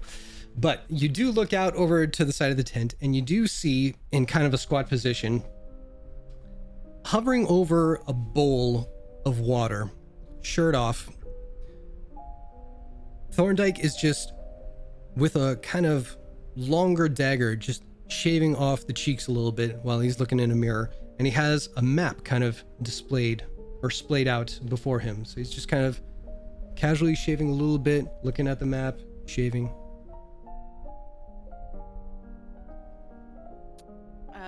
Colt's gonna wander on over, feeling his own scruff,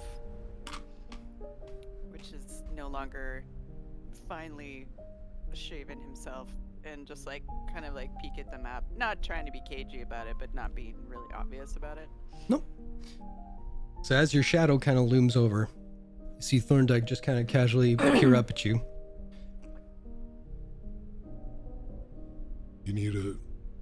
You want this after me or something? No, I was gonna come murder you. Oh. Well, good luck. Just let me finish first. I want to be a pretty corpse. Where are we? And he sort of crouches down and looks at the map. Well, we are right about here. Sink! And sinks the knife into like the X that he's just freshly marked. So we are about here. We're going to be traveling across this kind of grid to the west. So far we've collected about half this section here, so we're getting there. And if you look on the map, you'll see 40 to 50 X's that have been kind of lined up in like a checker pattern almost. So in this section that you are on, if you guys want, here, let me pull up the actual map here. Ooh. And if you all want to zoom in on Marquesian Desert there, I'll give you a basic idea. So this cube here, if you all see that, that's about 200 square miles. So like you said, roughly about 320,000 square miles is this entire desert. But you're focusing in between these two, just outside of Ankarel, around the perimeter along the shoreline and into the heart of this desert here.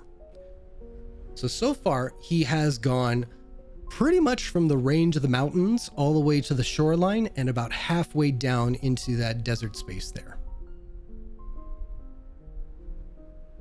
And as you see, the X's kind of mark off 10-mile stretches. It's also marking off how many days they've been doing this out in the desert. So they've had at least 45 to 50 expeditions already, which means they have been out here for a good long while. Colt quickly does the math in his head, and it's like the amount spent on the expeditions alone, and then the asking price of 100,000. Okay, a bit of profit there. Not. He gets it. He gets it.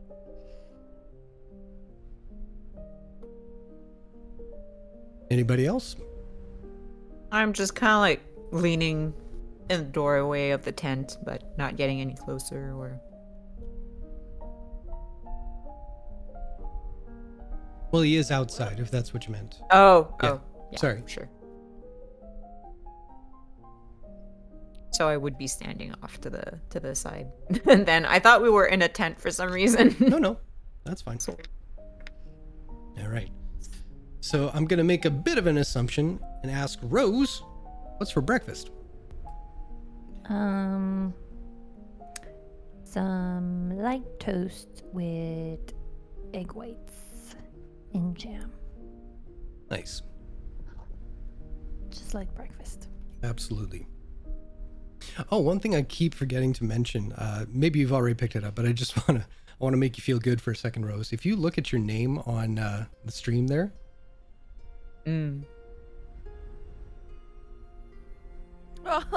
Barbarian. I changed that for you a few weeks back. A little while, yeah.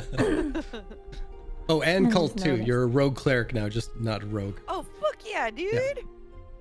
So, little housekeeping, just keep up with my players. But, again, we are going to be heading out about 20 miles to the west. Is there anything anybody needed to do, recover, anything like that before we head out? Who's on watch tonight? Well, that's you and me, kiddo. Ugh, great. Please, hold back the excitement. It's overwhelming. It's powerful. She just rolls her eyes and leaves to mount her vehicle. Careful with the eye rolls. That's how I lost mine. And you lose an eyeball. Those in the earring is like, this is so lame. I'm ignoring you. Also, I wish I could be on the watch with you, Very. Well, your turn's coming up. Yeah. All right. Everybody good? All right. 20 miles out again. Reset the camp. And we can fast forward again unless there's anything anybody else want to do or discuss amongst yourselves. Good. Awesome. Good giant turtle. Albert would What's a be turtle doing? staying with Viria for the watch. 'Kay. Just an extra pair of eyes to keep everything safe. Okay. What you're saying is that your bird has better perception than I do, so. All right. So, everybody campsite. You guys doing anything during the evening, or is it just rest as much as you can? Oh, the other way. Colt, I have this idea. What if I massage your foot while you massage mine? Oh, I love it. I'm in. Let's do it. Let's do it. Both of you make a sleight of hand check. Guidance. Wait. Guidance. Guidance to Rose. Okay. And you get a yeah. There you go. Yeah. 17. Yeah. Against So- 13. Rose having the stronger forearms and the more bicep-induced thumbs, we'll say. Who That's knows? how that works. Because words are hard today, guys. Sure. So she is putting like a lot of effort and love and care, and she's looking at your bunions and everything as challenges that she must overcome, and she is working it. And every time she finds a sweet spot, Cult, you are trying to reciprocate, but every time she does, it's like, oh. Wait, I gotta work. It's the 69 problem. It's the what and the what now? Oh, One party's nope, always gonna I get got more it. than the I other. I got it. I know which one I am all the time. Someone's never done this before. Anyway, moving along. We are back. Now, Viri, you head up top. You're standing on top of the dunes. You've got a bird somewhere in your vicinity. Thorndyke is up there. He hands you the spyglass. Wait.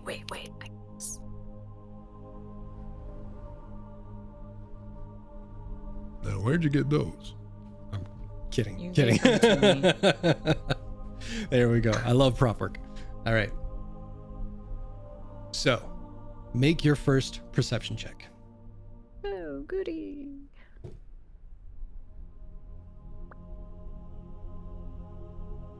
$11. Fair enough. All right. So, the first few hours of the watch. You don't perceive anything off the hop, but then again, you're not exactly sure what you're supposed to be looking for. And as cool as the glasses look, you don't know that they're helping you right now. They're slightly dirty, that's why. There you go. All right. Anything you're doing or saying while you're up there? Nope. And back at camp? So Nagheim would have slept 4 hours, been up, and then slept again. Okay. So in between, Nagheim would just, or like in the evening and everything, as people are getting down, the bubble is up. Nagheim will do a prayer to Shar, but just putting the question out there of who the hell was that I was with last night, and that's really it. Okay. Name of my biography. That's why you keep an Excel sheet.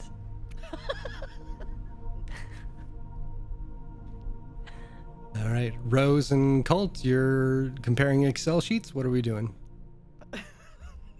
We're 69ing with our feet. Oh, That's right right. there, right there. That's good. Oh no! Don't stop! Don't stop! Little softer, harder. Hot, yeah. Oh.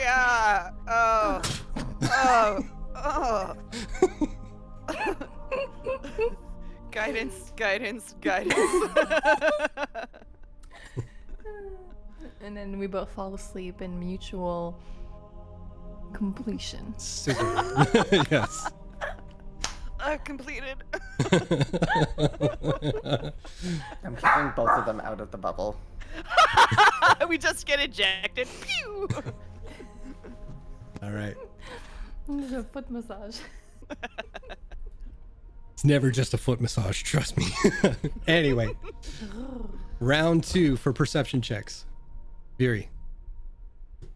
It's gonna be nice and give a little bit of guidance. Viri, like, looks over her shoulder towards the bubble, concerned from, like, the sounds she's hearing from there.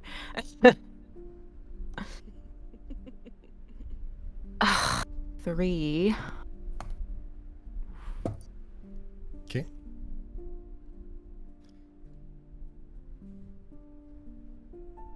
You know, I wish I could say that it's a good crew you got tagging along with you. Only gotten to meet one so far. But yeah, the rest seem alright. Yeah, you've met Colt, and it should stay that way for now.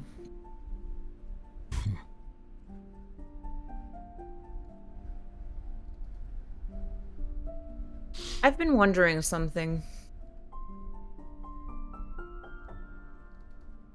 If you knew about Agnar and how he wanted to kill me, why did you bring me to meet him?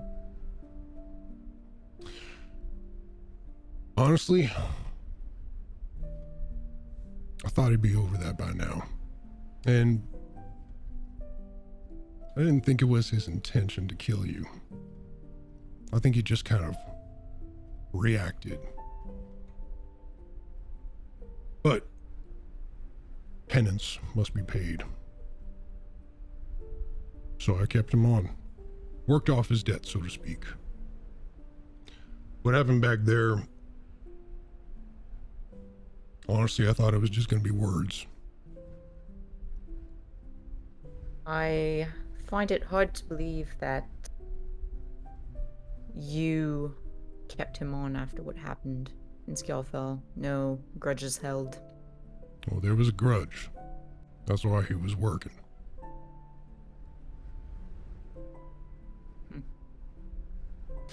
You know, ever since Skjalfell, there's a part of me that thinks, you know, maybe I didn't leave there empty-handed. Plan for you and your clan was no different than any other plan we had done before. And everything usually went off spectacularly. But ever since then, I don't know whether our failure to get the shard weighed too heavy on everyone's mind, or maybe some of us lost confidence. But every job taken since then has cost dearly. The very next offer that fell into our laps, and then costing us renting. That old man had been with this crew since before I was made captain. The next trip out, we lost Hollis and Abby. Some godforsaken storm came out of nowhere and just swept them right off the deck. You know, they say the parent should never have to bury their child. And after seeing the look on Hollis's face when he saw Abby go over, I can see why they say that. The hardest loss came right after that when we lost Janie Deadeyes. That girl was too young to have seen that much hardship. I think about losing her the most. I'll tell you right now, when we found this map telling us that there was another shard out there somewhere, I didn't know whether to laugh or cry. When I told the crew what the plan was, not a small amount of them called it quits. And I don't blame them. I still don't know if this is a good idea. You know, that maybe I should leave well enough alone.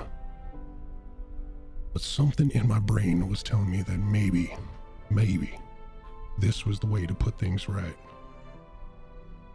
And after having been out here for almost 2 fucking months now, combing every inch of this fucking desert, the idea that I've been cursed has become really hard to ignore. That is until you came along. And something in me feels like you're the thing I was missing. That this is how I set things right. Now, I wish I was a noble person and say to you that we were going to do this out of the goodness of my own heart. But unfortunately, I'm not the only one risking their lives in doing this. People got to get paid. It's as simple as that. But I am convinced that whatever you've attached yourself to, for good or for bad, You are meant to be here. And I am meant to help you succeed.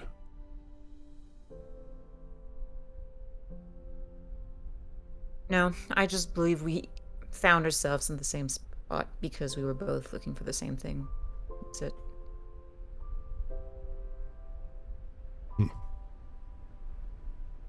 Nothing forced you to look for these shards, so. But something is forcing you, you're saying.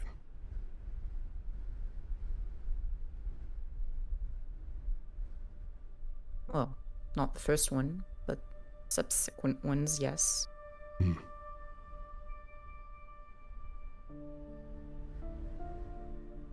Well, let's get on with the getting on. Another perception check. I almost sent my mic tumbling down. You get a guidance from the bird. Thank you, Albert. And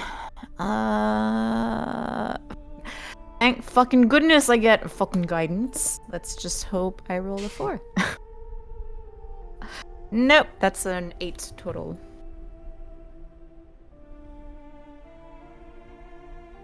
All right.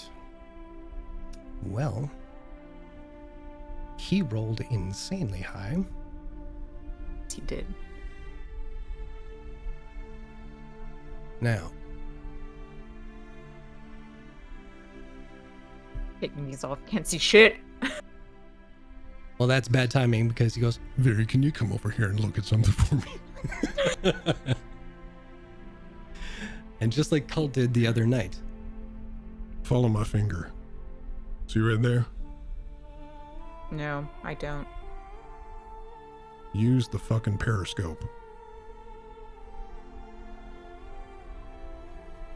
Peering out into the darkness, you see a flicker of some unnatural green light. And as you try to squint to get any sort of detail of what it may have been, it disappears from sight. In the moment you think to turn away to confirm what you saw to Thorndyke, it seems to reappear again, moving slowly, about 30 feet away from where it first appeared. And you both watch as again it repeats the same pattern, apparating into existence in a green haze as it moves in a particular direction, but then fading out once again, only to appear further away once more.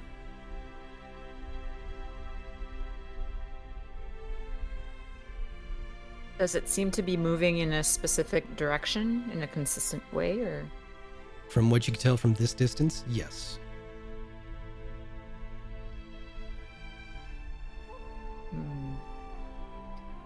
I do see what you're seeing, yes. Should we follow it? Yeah, go wake the others. Alright. I'll hand him the periscope and climb down the dune. Fair enough. All right. Bubble is immediately dropped. So the bubble drops, the cool air rushes in, enough so that it wakes up Cult and Rose in mid-scissor with feet right under their noses. Oh, it's cold.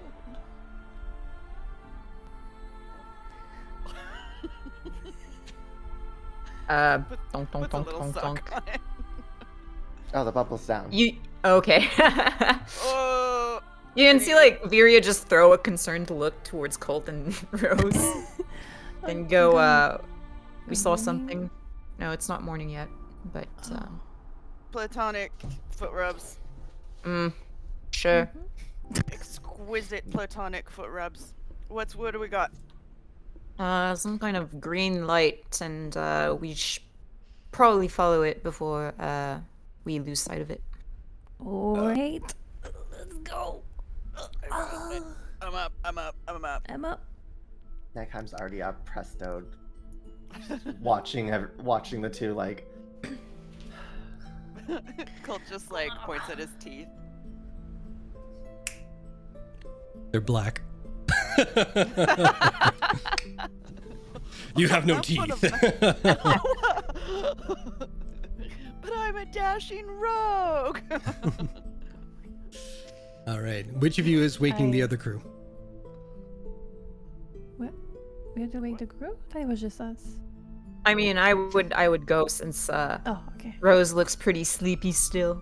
And out of it that you didn't realize you were traveling with two parties. All right. So you wake everybody up. Everybody kind of heads out up towards the sand dune where Thorndyke is still trying to keep sight on this green apparition that has kind of made itself aware in the darkness.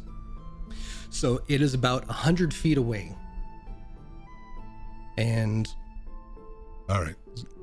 We're going to try and follow this green whatever that's out in the distance there. Keep your eyes locked on it. Try and get there quickly, but once you're close enough, do not spook this whatever the hell it is. Is this your first time seeing it? I have not seen this before. Yes. All right. All right. Shouldn't be anything to be concerned about, but still, as you go, keep your eyes open. Things could pop out on us on the way there. Everybody clear? Yes. Are we walking out? Yes. Feel like if we Well- take the vehicles, it's just gonna spook it. We could, well, us four can fly. Well, yes, I was about to say we can, between all of us, we can have a total of 6 people, I think, to fly. But did I lose Oh. that spell? Let me check. No, I still have it. Well, I can make up to 5 people fly, but that would use my biggest slot. Oh, So, yeah, I am level. Okay, so yes, I can have an extra 2. I mean, I can cover us 4. Well, if we bring Albert, he's gonna call everyone's attention. all right. So how many people are we making fly? If you guys want, we can I mean, just if sneak up old Nagaheim school. has the 4 of us, I can give mine to Thorndyke and 2 of his people as well. Sure. It also depends if Thorndyke is receptive to the idea. A flying? Fuck That's yeah. true. Yeah? Yeah, it's 60. It Yeah, I mean, makes it's- our it- base speed 60. Yeah, and it's a willing creature, so if everyone's on board, then we can. No, that's brilliant. Yeah. Okay, so I'll say Thorndyke, Maynard. So you 4 and how many extra do I have? 3. I get Okay. 3 with my use, and Nagheim gets 4. Okay. Yeah. So we will say Bilquis, Thorndyke, and Maynard from team number 2.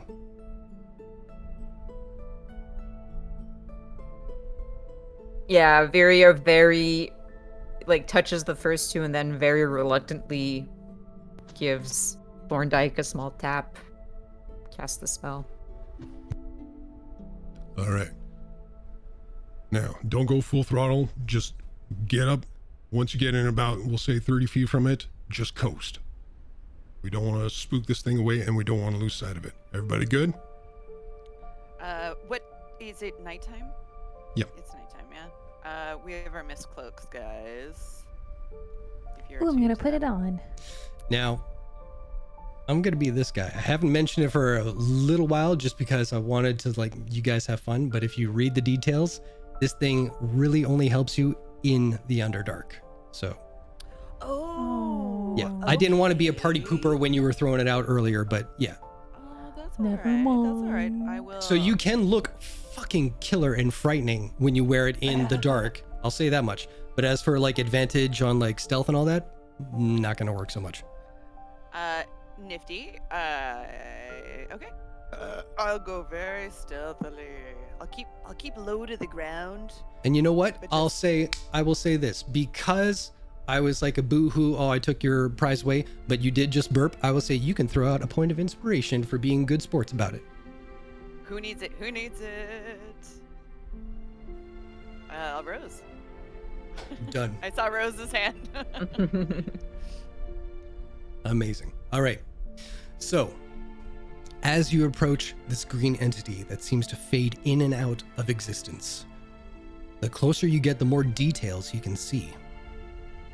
It looks to be some sort of spirit, humanoid, wearing tattered garments, much like your Miss Cloaks. Its features are thin, almost gaunt. And even though it moves in leaps, fading in and out, it always seems to be heading in the same direction. Now, after keeping its pace for almost a solid hour, the rest of the crew does trail behind on the ground. You see it appear once more, only to be standing still in the middle of the cold desert night. You all kind of hover around it, giving it a wide enough berth so as not to disturb anything. Barely breathing in case some word or phrase is to be uttered by this vision. But after a few moments, you watch as the creature steps down into the sand, its leg disappearing beneath the surface. It takes another step forward, sinking deeper and deeper into the ground before the specter has disappeared entirely.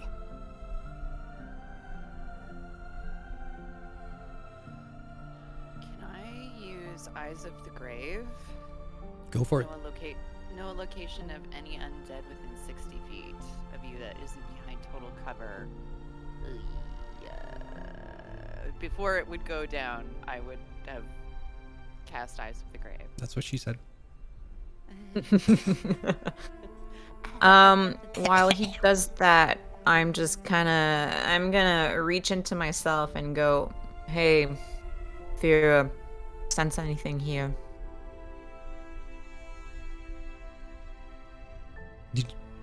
Did you say Viria? Do you sense anything? No, Saphira. Oh.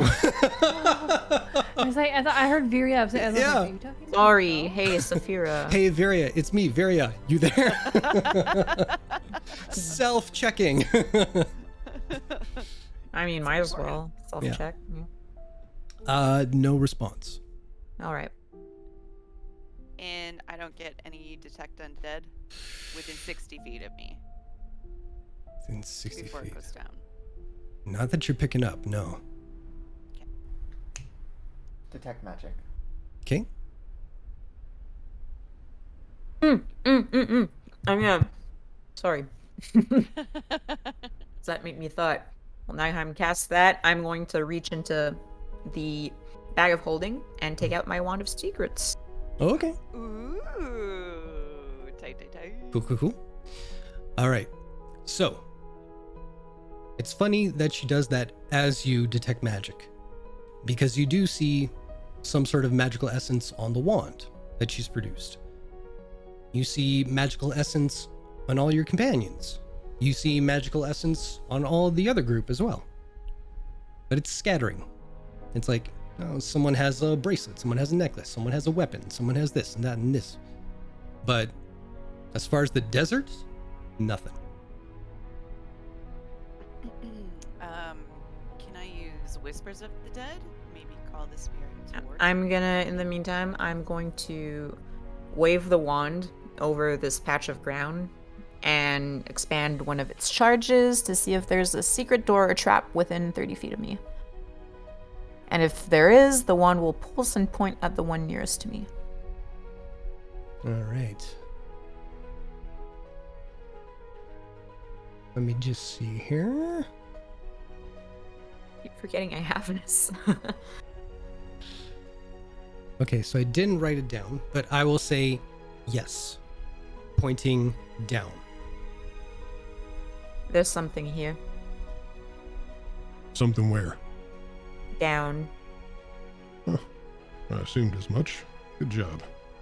All right, we dig. And you see him kind of do the wraparound with his finger, and the rest of the crew, like clockwork, bags come off of over shoulders. They undo like collapsible shovels. They get pickaxes and everything like that, and they just go to town. The Thorndike kind of stands where he saw the Spectre kind of dive in, points, and steps away, and the rest of the crew just goes at it. Now, if any of you are proficient enough strength-wise, you can lend a helping hand to speed this process up. I have proficiency in athletics. I am going to use my Whispers of the Dead, which I never used, to gain proficiency in athletics. Hey! I'm Sweet. very proficient in athletics. Amazing. Nagheim? Are you? I'm the most proficient in bitch slapping you. I heard someone else laughing. Yeah. That person gets a point of inspiration Yay! to use at a future date and time. All right. So I will say, Viri, Rose, make an athletics check. Cult, you send out your desired essence to get some sort of proficiency, and you see coming across the plains, not a green wisp, but a very translucent white wisp of someone just running through the desert. And it's as if they reach out to grab a baton or a bottle of water from you, and they high-five you, and then they sprint off, and you see in Roman numerals a number on their back. It's the first sprinter ever to cross this desert. But they died. So that's why you get it. So tragic. Oh, well, good for me. Long Bad for distance them. running does not work well in deserts. Let that be a lesson. Also turn myself into a creature to help. Oh, what kind of creature? Ooh. I don't know what digs. A Mole. giant, A Giant I was giant gonna say a scorpion. giant mole. Oh, a mole. Okay, cool. Yes. Like a giant mole. And I love so it. watching everyone do it, and I'm just gonna be like, this is too slow. And just grow in size to become a giant mole, and it's just gonna kind of push a few people out of the way and just get to it. You do startle a few of the people, but they do kind of like try and muddle their way through to kind of make sure like they're actually earning their keep. But yeah, everybody is helping out, so that's great. You guys don't know exactly how far to dig or where to dig, so you're just clearing this way as much sand, and then eventually you get through dirt, and then you hit clay, and then there's stone. And it's when you hit the stone that one of you, we can have a rollies. Everybody roll a d20. Ooh, I'm gonna do. I'm gonna roll the physical one. Oh, crocked. 19. 19. 18. 18. Rose. Oh, 1? Oh, okay. Oh, Oh. ouchie. It's all good. You're still dreaming of foot rubs. You didn't get your full 4 hours. You got like 3 hours and 59 minutes. So you're feeling that 1 minute of no sleep. Yes, twirl it, baby. Twirl it. Twirl for daddy. All right. So you get through most of it, and it's until... Who got the highest one? Was that Cult? Yeah. I believe so. Ting! You hit solid rock. And everybody starts to kind of like do that excavation kind of thing where they've got like their little brushes and like, oh, dust, dust, dust, dust, dust. And it is not just like a rock, but it's got smoothness, something that was handmade.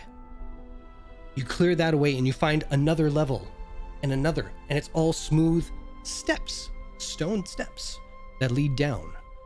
And it's about 7 feet wide. Yes? I was just gonna say it'd be super easy as the mole just to start creating a tunnel downwards. 'Cause, Sure. well, that's what they do. Fantastic. I don't So- know. I couldn't find a sheet for giant mole. All right, not a problem. It's a little bit of a tight squeeze. If this is a giant mole, we'll say that you can scurry your little butt in there. Yeah, and you find a space that's about 7 feet by 10 feet tall. Now, the finer details of it, you're not so good at, but you get powered through the tunnel, and then everybody behind you is just kind of scooping out whatever you're kind of cascading until you hit another solid stone. I tapped the giant mole on the shoulder. Disgruntled mole noises. Yeah. Aw. What the hell do moles sound like?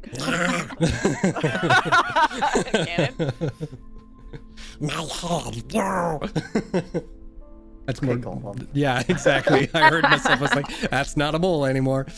All right. So it's at that point that you do a lot of like the heavy lifting for breaking down everything, and you thought you weren't strong. So the rest of you do kind of go in and shimmy away the rest of the fine detailed kind of stuff until you do find right at the base of it is a giant 10 by 7 door. Now, Oh my god, a door. before Door anything, 7.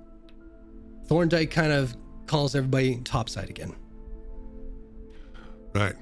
Now, before we crack this open and get to it, we need to establish a few things here. Now, I will be taking lead on this particular expedition, but that does not mean you are not going to contribute. Me and the crew have been doing this for more years than I care to mention at the moment. And the reason why I have lived this long to brag about it is because I've worked the crew's strengths. Each of us has something of value to bring to the table once we get in there. Everybody, do not be afraid to make suggestions. Do not forget to communicate with your other team members. We look, we listen, and then we decide how to proceed. Please do not go sticking your fingers into things that clearly look like they are not meant for fingers. That said, we will likely be sticking our fingers in things that typically are not meant for fingers. But the main takeaway is that we err on the side of caution. Nobody dies on our watch. Now, we have 2 parties along on this ride, but make no mistake, everyone is going to do their fair share of heavy lifting and problem solving. We all going to get our chance to shine. We all have the same goal, and I expect all of us to reach it. Now then, let's go find us some hidden treasure. As he finishes, the mole is just going to shake off the sand and shrink back down. And Nikon's going to be like, if you need us at our strongest, if we have an hour, I would be able to get back some of my magic. Well, let's see what we're dealing with first here. So, he's going to head down towards the door. Is anyone following? Yeah, I'm right on his tail. Okay. Colt? Right on. Having finally cleared the sand, dirt, clay, and stone that has kept this entrance hidden for who knows how long, it finally stands revealed as a set of stone stairs that lead lower and lower beneath the surface of the Marquesian desert into the darkness beneath the sand. One by one, you all cautiously step further and further into this head in space. That's not what I meant to write. And just as you reach the point where the desert moon does little to provide any sort of light along your path, you all come to a stop before the stone wall. Now, Viri, Cult, I will get you to make an investigation check if you're proficient in it. We're gonna get very soft ambient light from the globules. Okay. Guidance.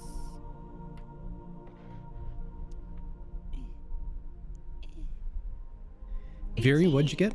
Or you're not proficient? I'm not proficient, no. Fair enough. 18? Brilliant. Now, this wall stands about 10 feet high and 7 feet wide, as I said.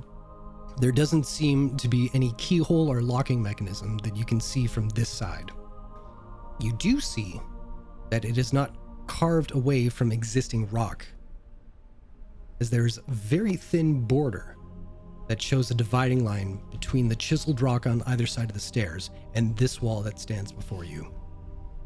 But as you run your fingers along the surface, you do notice that there is one raised indentation just about above eye level, we'll say. And as you brush away what sediment has built up around it, you notice that there is a slight opulent glow to it. Not arcane, just reflective. Since you're doing the, what did I call this, investigation, I'll get you to make an intelligence check.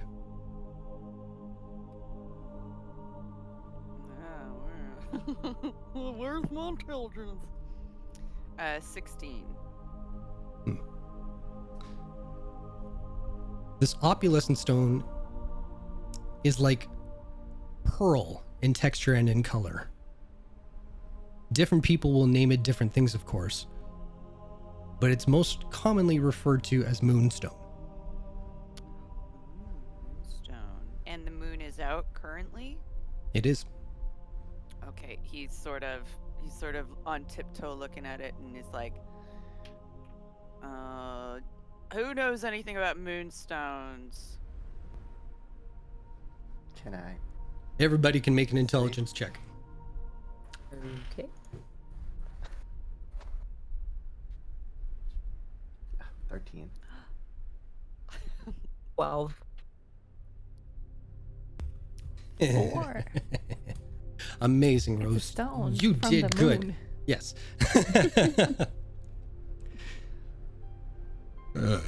Moonstone. All right. Well. And you see Thorndyke kind of look up the back of the stairs. Look back down.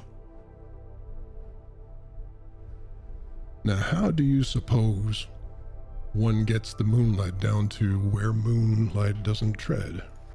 And Colt's gonna hand him his small silver mirror that he uses for casting. Fantastic. Anybody else got more of these? He looks to... He looks to his crew and everybody's just kind of like checking their pockets for anything. Do any of you guys have either a mirror or silvered items? I don't have anything silvered. I just have the mirror. I don't need to use the small mirror since my book does things. So I'm trying. Nope, I don't. I mean, this probably is not gonna work, but I'll just have the globules of light morph together and just turn into like start giving off the same color of light that the moon does. Okay. I kind of like just look down at my like ice dragon, and is it translucent in any way? Yeah, it's more crystal than silver. Yeah. But good idea. Good thinking. Well, Thorndyke kind of looks at you, looking at your hand. You look back up at him, and he's like, sorry. Yeah. My mirror is silver. Yeah. It says small silver mirror. So, you would do swords see... work? We'll find out. Yes. So, Thorndyke walks back up until he gets to that kind of breaking point where the moonlight kind of cleaves off at like 3 or 5 stairs from the top. He angles it as best he can to try and get the beam down. And unfortunately, the moonlight is drowned out by the overwhelmingly bright bulb that's already down there. I'll be gone. All right. It was a good idea, though. Now, I will get... Who would have been down there? Cult is down there for sure. So I'll say Cult... Oh, you two as well? All right. Then that's going to get a little bit crowded. I mean, I would... Between Sorry. the 3 of you... What? Huh? I was gonna say, like, if it's too crowded, I would leave them space, but, like, I am making sure I am, like, on Thorndyke's tail, Sure. like, as much as I can, just so. For someone who hates him, you sure follow him around a lot. he I mean, he does have a yeah, nice Hopefully your tail, enemy's so... closer. Yeah. Yeah, I'm checking out his butt. Yes, thank Oh. you. They're wearing sweatpants right now.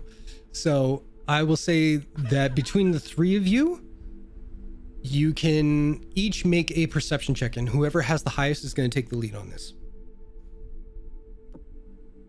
Well, that clears that up. I'm so tired, you guys. That's amazing. All right. Natural 1 again. So Rose Christmas. has the good sense to see that the light... Hey, there it is. Rose has the good sense to see that the light is just fading a little bit from how far away the moonlight is to this dark surface, and that it's a little bit crowded down here. So she does let you know, give her some space, maybe like even it out so that you're each about like 3 or 5 feet between Thorndyke, someone else, and Rose. Yeah, I relay exactly it like that through the Fantastic. Now, we can attempt to buff up this a little bit with swords like somebody kind of suggested there. We can see if that works. Yeah, I'll take out Mentor's hand. And it's a magic sword. I don't know if that helps. And try to help reflect. And then maybe a dagger. He's just holding all of his like extra weapons. I will take out the longsword. That's my hex weapon. Oh. It's got like a slight sheen of frost on it, but it's like nowhere near as like impressive as my usual packed weapon is. For sure. Which one of those spells, I can't remember, is it Thaumaturge? One of my cantrips lets me create a tiny trinket. I just can't remember which one it is. But I would like to create a little tiny mirror. Fantastic. There we go. And be like, oh yeah. And then I'll just get myself into a position to... All right. So take we'll that. say Viri and Nagheim swap out. So I will get Cult and Nagheim to make sleight of hand checks, we'll say. Yeah, I get it now. Yeah, we have both our different versions of guidance. That's Okay. good. That's good. I'll take an extra 3 on that. 26. All right. So, it's at this point where Thorndyke is reflecting the light down, Cult is in the middle trying to reflect off the sword, and Nagheim is trying to reflect off the mirror.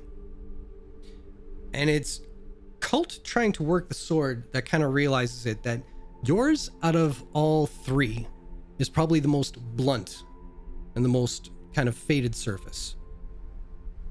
So you have the idea to switch you and Nagheim so that it's mirror upon your sword going onto the door. Mm-hmm. So that helps. Rose, you're the one kind of leading everybody, like, okay, tilt this a little bit here, make this angle here, until finally, as soon as the moon's light touches down on the embedded stone, a deafening rumble, well, hopefully that sounded like a rumble, did. fills the stairway as the wall slowly lifts towards the surface. And beyond is a darkened space barely lit by the remaining moonlight reflected from above. You see motes of dust that dance in its glow, and they are so thick it's almost like a fog within this new space. As if your eyes were adjusting to the darkness within, a dull green glow begins to emanate from within. Beyond the threshold, you can see very large open area, stone floors and ceilings, almost like an ancient lobby to some underground mansion, but long forgotten and left to histories untold. What do you all do? I hold everyone back and I check for traps. Go for it. I will help him with my... Well, I'll let him check, but if he's not successful, I will use my Wand of Secrets again. Can I assist Natural with my 20. perception? Okay. Oh, never mind. Okay. Rogue's You got don't need rogue, assistance. baby. I'll roll my d4 just cause. Yeah, 31. 31? All right. Ridiculous. So far, no traps. Who's awkward now? It's still you. Oh, it's still me. Okay. I'll Okay. bring up the globules of light and have them spread out throughout the group, just to help illuminate. But they won't be as bright. It's just so it kind of gives us an illumination on the ground around our feet, so people can watch where they're going, just in case it gets too dark For sure. or hard to see.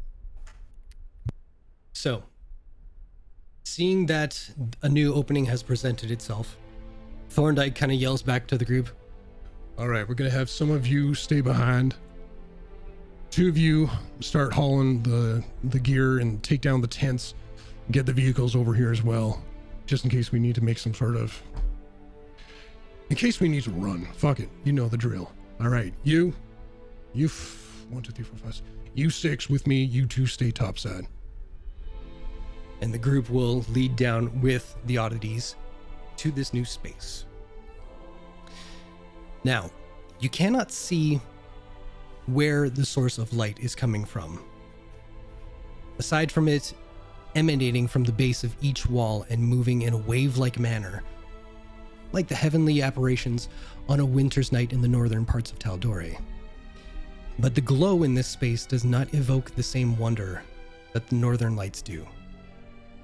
And as the whole party enters this space, and everyone's eyes adjust to their surroundings, you all see across from you a single open archway that leads to darkness beyond. What do you do? Oh, it's dark here. Well, this is slightly nicer than the underground city we were in. You mean underwater? Yes, that. It's Sorry. a lot drier. Yeah, it's dry. It's nice. Yeah, it's warm. I mean, sort of warm. It was also No, underground no underwater, monsters in wasn't it? tubes or anything. Yet. I'm gonna. I was gonna say, that we know of. Oh, no, please don't jinx it. Do you guys want to watch my back? I'm gonna take a look. I'll also peek watch your ahead. feet. I'll follow you. Yeah, Nekheim, light. Yeah, I have to move up a bit, but of course, I won't be in the way, but I'll make sure I'm in a little ahead of the group, but not with the two going ahead, just so I can keep a light with them. Yeah, I will Even at keep range. my wand of secrets out, ready to use. Woo! Don't keep it that far out. Sorry, So didn't think your Thorndike, butt was that massive. yeah, you said who's up at the front? Cult, and then I'm like right behind him. Right And behind him. Thorndike. All right. All right. Now, here's what I'm going to say. Before we change into what happens next, I'm going to ask that any of the party members who are watching the stream, you don't. Okay. Thank He's you. face down. Goodbye. on. I'm just gonna close out of the stream then. Yeah. Closed. No, well, Oh, I'll I say feel one better thing. now. I'll say one thing.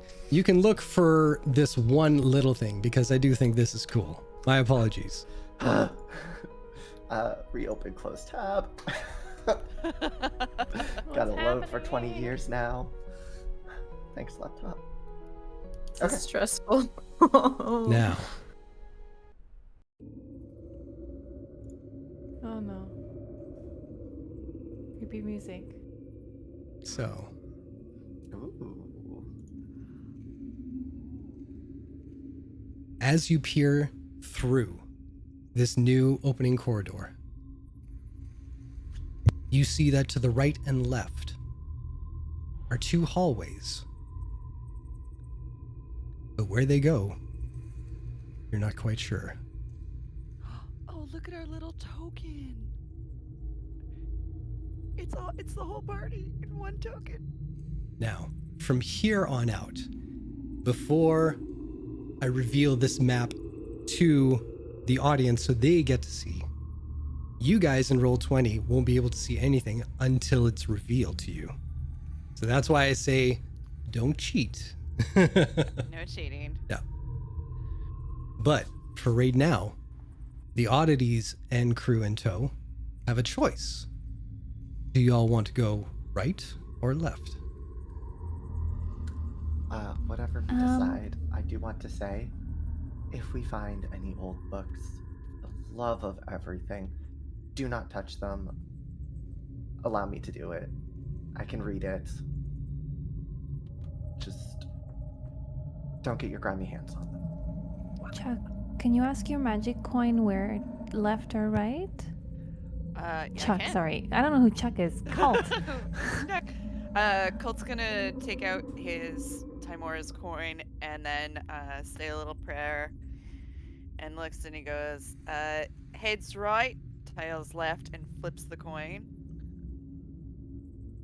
And I don't have a fucking coin. I think you can roll a d2 and I do actually. I can see it from here. There it is. I got a sweet loony. So I said heads right, tails left. That was a terrible flip. Don't judge me. I feel some sort of pull one way or the other. The coin says right. Viria, how do you feel about right? Viria heard you say right, and she starts going left and goes, oh shit, right. Yeah, but do I Do you feel feel any some kind of like pull? No, okay. Well, if this proves anything, you started going left. That was where your instinct was. Last time we followed your instinct. Well, not your instinct. I'm pretty sure that doesn't work anymore. Otherwise, we would have found this place already. What Yeah, I exactly give are a we look to talking about? Thorndyke. Oh, we have methods, and this is one of them. It's top secret. Well, was one of them, apparently. I would appreciate But no it's tough. secrets going forward, as our lives are kind of on the line here. So, what is this well, method? As I said. The last time we found a shard, I was able to follow its pull, so to speak. Huh. But it doesn't work anymore. Yeah, so I asked my god. The inner Viri compass is broken. Well, that would have been very handy. I'm sorry to hear that it's gone. And now we're following. Yes, I mean we would have found this shard already if it were working. So let's go and lead the way to the right side. And you go left again. Very.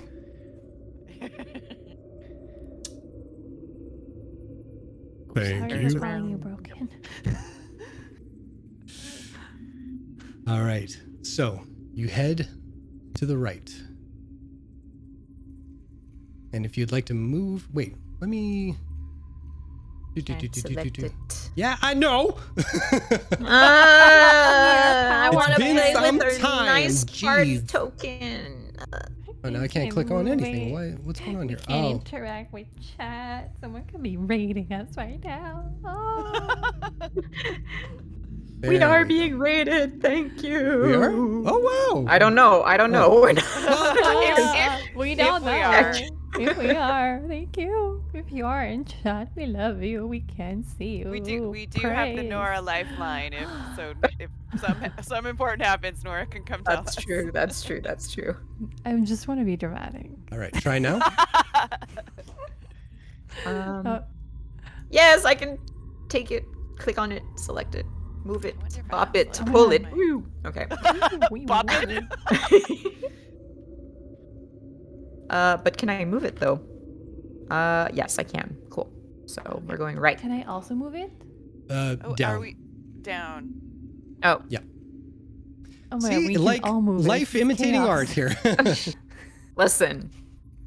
I can't move it. So I'm right. on a tablet though, so. There you go. I'll All right, so take Viri, care of that. you're in charge. All right. Now, Which is a bad idea, but Is I it? can also move it, but I won't fight you. all right. So heading down that way. That reveals itself. Ooh, calm. are we checking for traps as we go? Yes. Now, I will say at this point, if it's okay with everybody, seeing as how you have kind of flipped your phones and hidden everything, I can show the audience finally what we're looking at here. And audience, I will say, no spoilers. We But this can't is what we're see dealing them. with. I can't see them. I can see. I'm speaking to them now. You're not. But how are they gonna spoil it for us?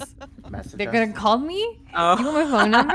Well, thanks for joining us I tonight, mean, folks. Good night. I suppose some of them can Dox message myself. us. So yeah. It's 431. All right.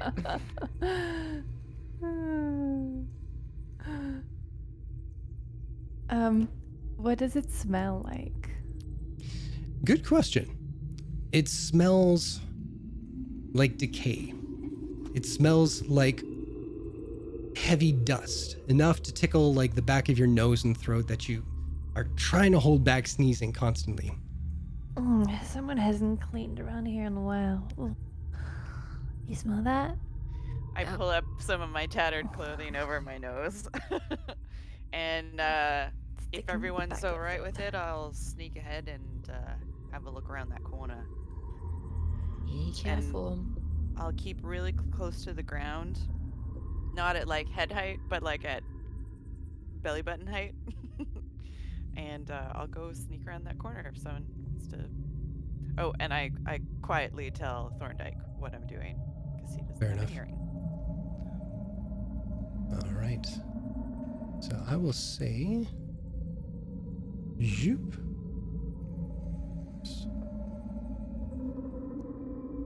By the time you get to that corner there, you can see all of that. It's another hole. It looks like there's 2 doorways off to the left and then one off to the right. So I'll go up to that corner there. Okay. Holt, if this is a tomb and we run into some undead, will you be okay? I can sense them if I can sort of see them, I guess. If I can see them in front of me, I can sense them. I think everybody can.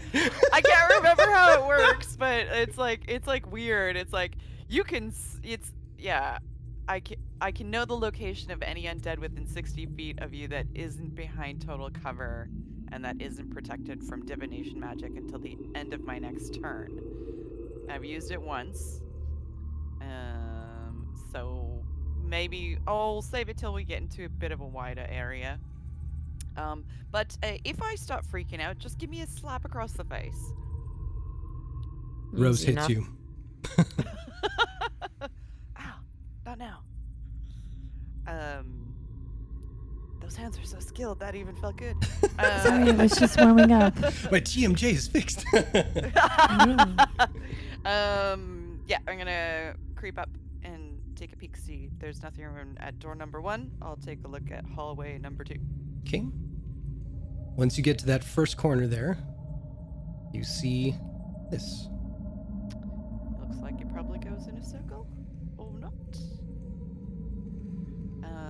I'm gonna leave that one, door number 1, and then take a peek in that hallway. Okay. Thank you. So from there, you can see all of that.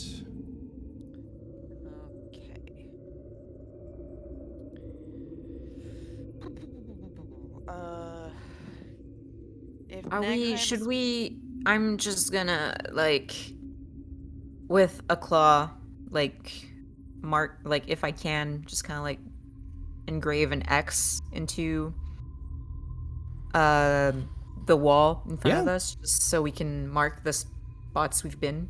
Yeah, for sure. That sounds good. Yeah. Keep in mind, I also have keen mind, so everything is I was memorized. gonna ask, I know. I stare Nagaheim straight into the eye as I dig my X into the wall. All right. If you want, mark where your X is. Yes, Try and make it a tiny one, too. I will. It's going to get crowded in here, I think. Yeah. Wait, fuck. That's not what I wanted to do. I'm gonna head right, so on the map, up. So up, are we stopping at the first thing or The second? first thing to take a peek through. Okay. Albert protests. Oh, fucking. We gotta turn Albert into a bat so we can get some night vision. Okay, another hallway. Go up to door number 2. Okay. Have a peek in there. Go up to this, the last entrance, and consult with Nagheim on where we're at.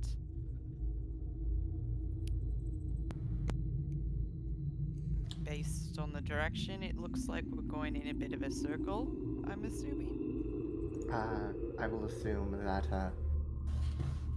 there's the entrance, and then not only is there everything below us, but it comes up around to the side, just from how it seems to be going. Well, So I mean, this could lead to some sort of staircase as well.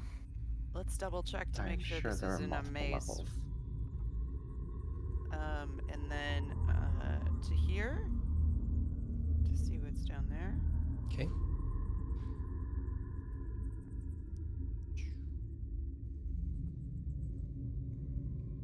Okay, it's a maze. And then here.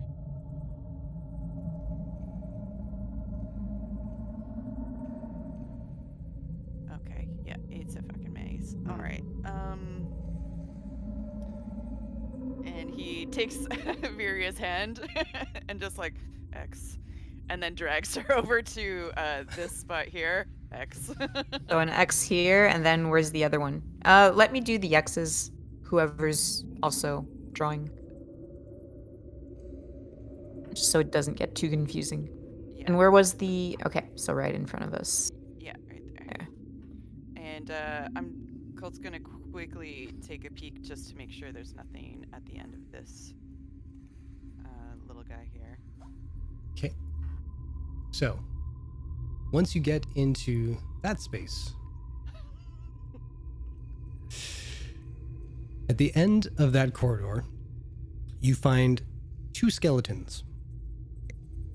One lying splayed out and prone, with its leg held between the hands of the other, who seems to be in a seated position, leaned against the wall, still holding him firm. Oh, still holding firm to the leg of its companion. I'll get you to make an investigation check. Is this a foot rubbing joke?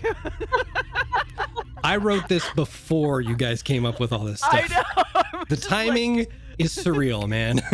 guidance. Excellent. That's 15 with a D4. 19. 19. All right. You notice along the bone of the leg that the skeleton is holding that there seems to be bite marks and cracks along the tibia. Oh, fucking hell. Oh, earring zombies. We've got man-eating somethings or other people eating I each mean, other. they It's could have awful. just been eating each other as well, because there's like no other source of food here. I don't think that's better. I guess. And he just sort of, he like backs up until he can see you guys, and then he like comes and just like looks a little shocked and uncomfortable. I don't understand. I think you said you'd seen zombies before. Why is this anything new? I have. I hated them. I hated them with, like, I hate poison. They're the worst. They're the worst thing that's ever existed. Now, Just no because you've judgments. encountered something multiple times doesn't mean we like them. Hang on. Listen, if that's going to be a problem, let us know. We'll take somebody else to the forefront here. That's all I'm saying. I don't want you out of the elements just because you're a little skittish about zombies. That's understandable. Not skittish. I'm We not just fucking talking to you. Colt, Oh, if you whoa. have an issue with Is- zombies, tell us now and we will correct that. I don't want you being a detriment to this group if it's going to be a problem. I can It's do not a this. judgment. I can do this. And he is going to throw a little intimidation stank on that. Go for it. Woo! 24. Not phased. So, I didn't assume so. are you good? There's no shaming if you need to take a break. I'm fine. All right. Right, Vioria? Yep. Oh, that didn't sound very good. Why'd you hesitate? No, Maria, I are you do- good with zombies or you got a thing too? I don't give a shit. They're just corpses All that right. walk. It's fine. To be fair, I have a thing about moths, so no judgment. Moths. Good to know. Keep that in mind. Let's get it going. All right. Where are you heading to? If we backtrack to... What's the thing that they say about mazes is you put one hand on a wall and it eventually leads to the end. I think that's how it goes. Yeah. We have a hedge maze out in the back, so I do this. I know this. We just lead the way, Colt, and I'll protect you if a zombie jumps out. Thank you. And he's gonna put his hand on. He's gonna put his left hand in the wall and have his sword out in his right. And he's going to start following. If he's okay, he's gonna start following this wall here, Mm-hmm. and then basically. Continue with his left, which will bring them back to here.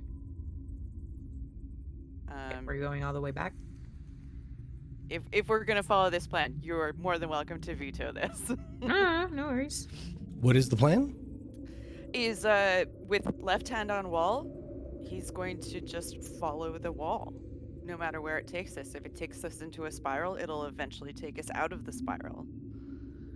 Are you getting it? You just tell me where you want to go. Yeah. Do you know the theory of following the wall? You're asking me? Yeah. Who are yeah. you Oh. talking to? No. So, yeah. It's if you're in a maze and you basically at the start you put your hand on one wall Mhm. and just keep your hand on that wall, eventually it'll lead to the end. Unless it's a changing maze, like it changes wall, like from the labyrinth. Hmm. Oh my god. Oh, you're like I don't think Jason walls- had that in mind when designing this the map. walls weren't gonna change until now. Okay. Let's forge ahead. Make a perception check. Okay. I'll say since both you and Viri and Thordyke are in the lead, all of you can make one. 11. Please, it's 14. not a 1. And you got a 14, Cult? Mm-hmm. All right. So, Thorndyke pipes up first, just as you come around the corner.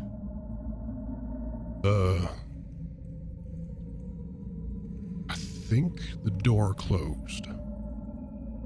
I'm sorry, what? So where Door you leading guys to the entered antechamber. that lobby Mhm. is now a sealed wall. And Nagheim, dimension And doored it's out, like, gone for good. These idiots with their fucking hedge mazes. Yeah. So if you guys want to draw a line across where you entered. There we go. Now, where to? This way. Ed. Do that one more time. I'm sorry. There we go. All right, back it up. Thank you. Yoop. And so left hand. Sorry. So we're going up. Okay.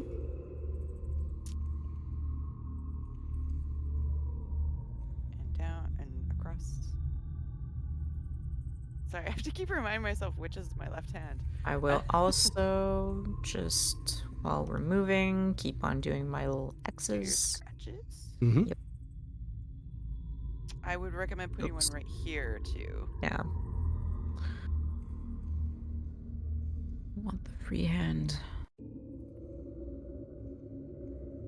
So one. If you Go ahead. if you put scratches basically at the across from the doorway, like here and here, so Yeah. we can see that we've cleared this door, and you can put one here that we've seen this hallway, but we haven't cleared it yet. So one would go here. Sorry if this is not very exciting gameplay, but it's very methodical. Left hand denotes I go up. Okay. So, standing in that space, you see all of that. Okay. Up, please. Upsies. Okay. Upsies. Puppies. I hate how it like changes every time I deselect the tool. We There. go clear this. Okay. And There.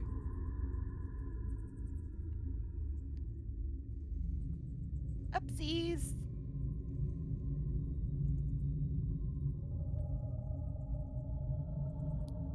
Oh my goodness. Super exciting gameplay.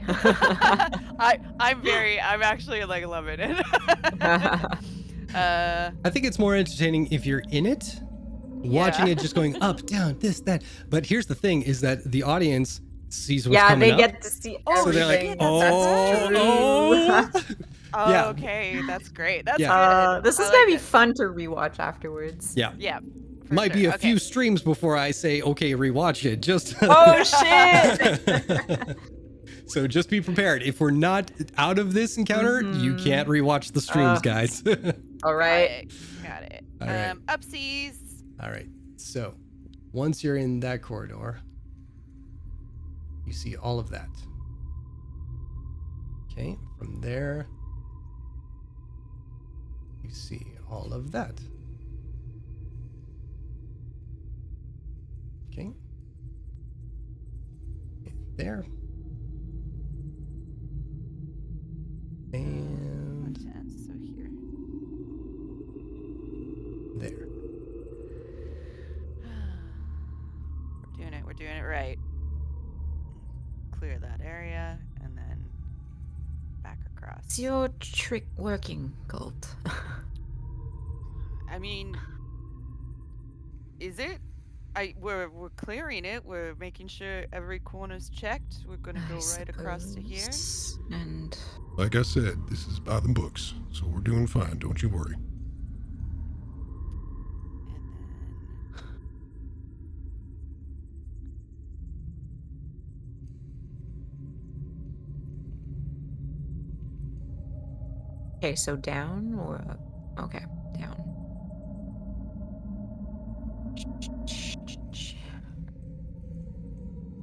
first door down. Sorry, click again which way you're going? There we go. That way? Okay.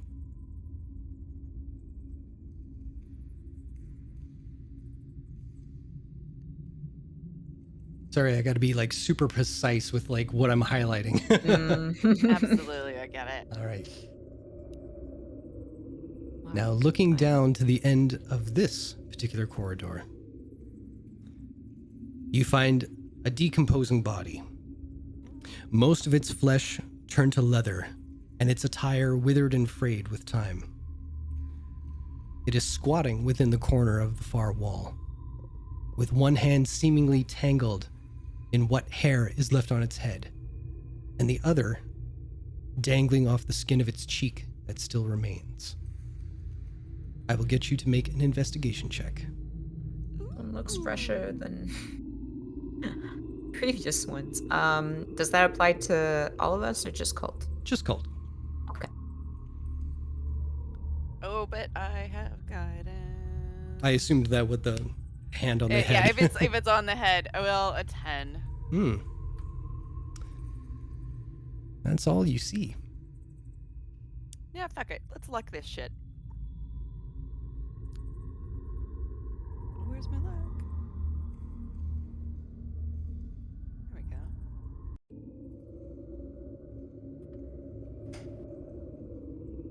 Is it rolling? Oh, Worse. how unfortunate. How unfortunate. Okay. So- You do see that. Okay. So left-handing it, we're going back up to this Okay. crossway. And you see all of that. Wait, did I do that wrong? Yeah, I did it wrong. No, I fucked up my own plan. I Okay, got my so hands we're mixed up. sorry. So up or Up. okay? No. Okay. Okay, we're back. We're back on track. Back on track. Okay, back down here. Down there. It was that little L shape where we found the decomposing body. That's where I kind of fucked up. It's all good. Okay. Here To you this go. first door here. Mm-hmm. Just there we go.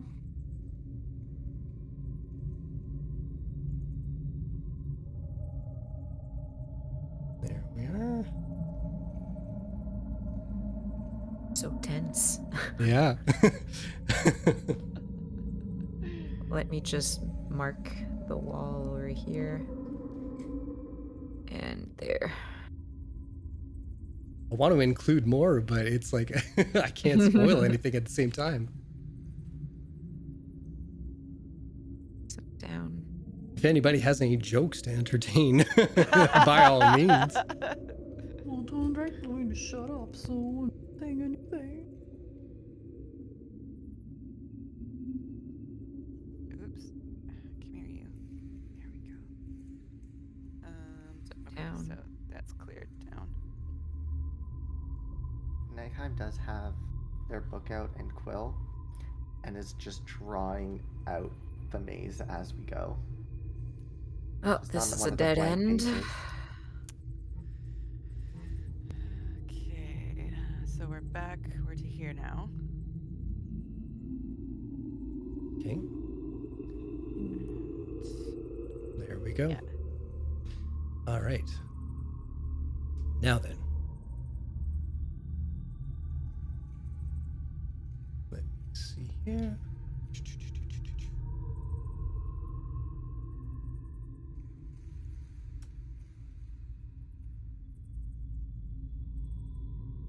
Yes, okay. So, before you enter this new space, there is a subtle scent of earth and decay in the air. Nothing so foul as rotting flesh, but enough to make the air stale and dry the back of your throat.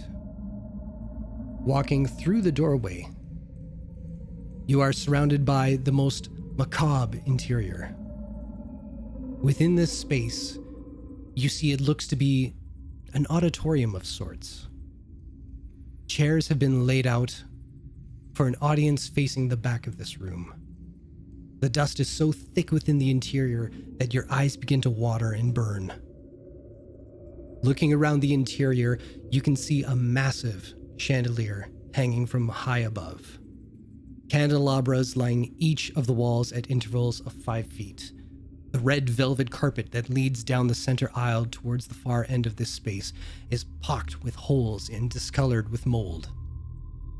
Looking to the far end of the room is a collection of bodies seated upright, where a mysterious green glow seems to emanate outwards like the rays of the sun behind them.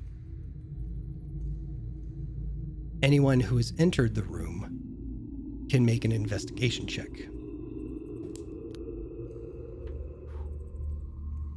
Real slow, everybody. Real quiet. 3.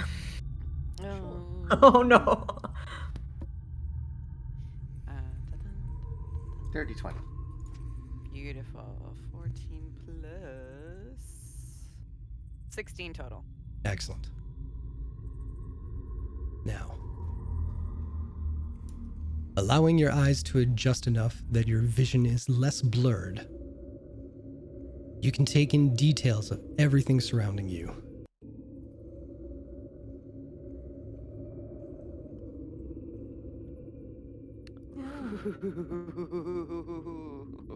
It's a charnel house. It's then that you notice that the chairs for this auditorium's audience, the chandelier that hangs high and massive above your heads, the candelabras along the walls, everything seems to be made of hundreds, if not thousands, of human remains. Finally crossing the length of the room to where the bodies are seated, you see the dead remains of what looks to be an entire orchestra, heads hanging lifelessly and instruments still grasped in their hands. I'd like you to make one more investigation check, please. I'd say just Colton Nagheim. Let me see. Where's my button? 10 total for me. 23. Okay. That's my Nagheim. So Nagheim, fixed to the podium where the conductor would stand, you see an arrangement of skulls lined up in an unusual pattern. A bottom row that seems to curve around with skulls situated next to each other, while a second row slightly above them is situated in a pattern of 2 skulls beside each other, with a space between them following another 3 skulls. This pattern seems to repeat itself along the entire banister of the conductor's podium, and each skull seems to face outwards towards the orchestra, while the top of each of their skulls has a wooden hollowed branch of bamboo driven into them.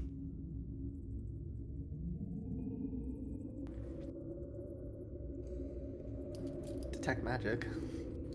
Okay. There is a green glow in this room, correct? Yes, from behind them. So Okay. if the orchestra is facing out towards you, it's coming through them.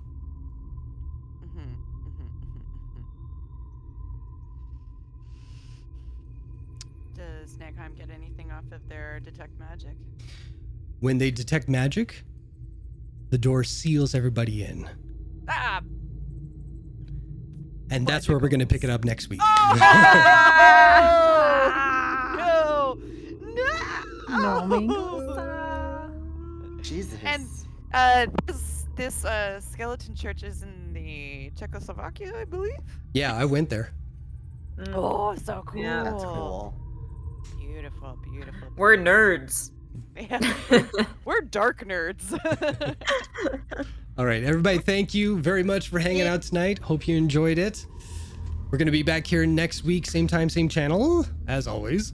And as we like to say at the end of our show, Have the safest Have safe bone room. the Safe bone foot room. massage.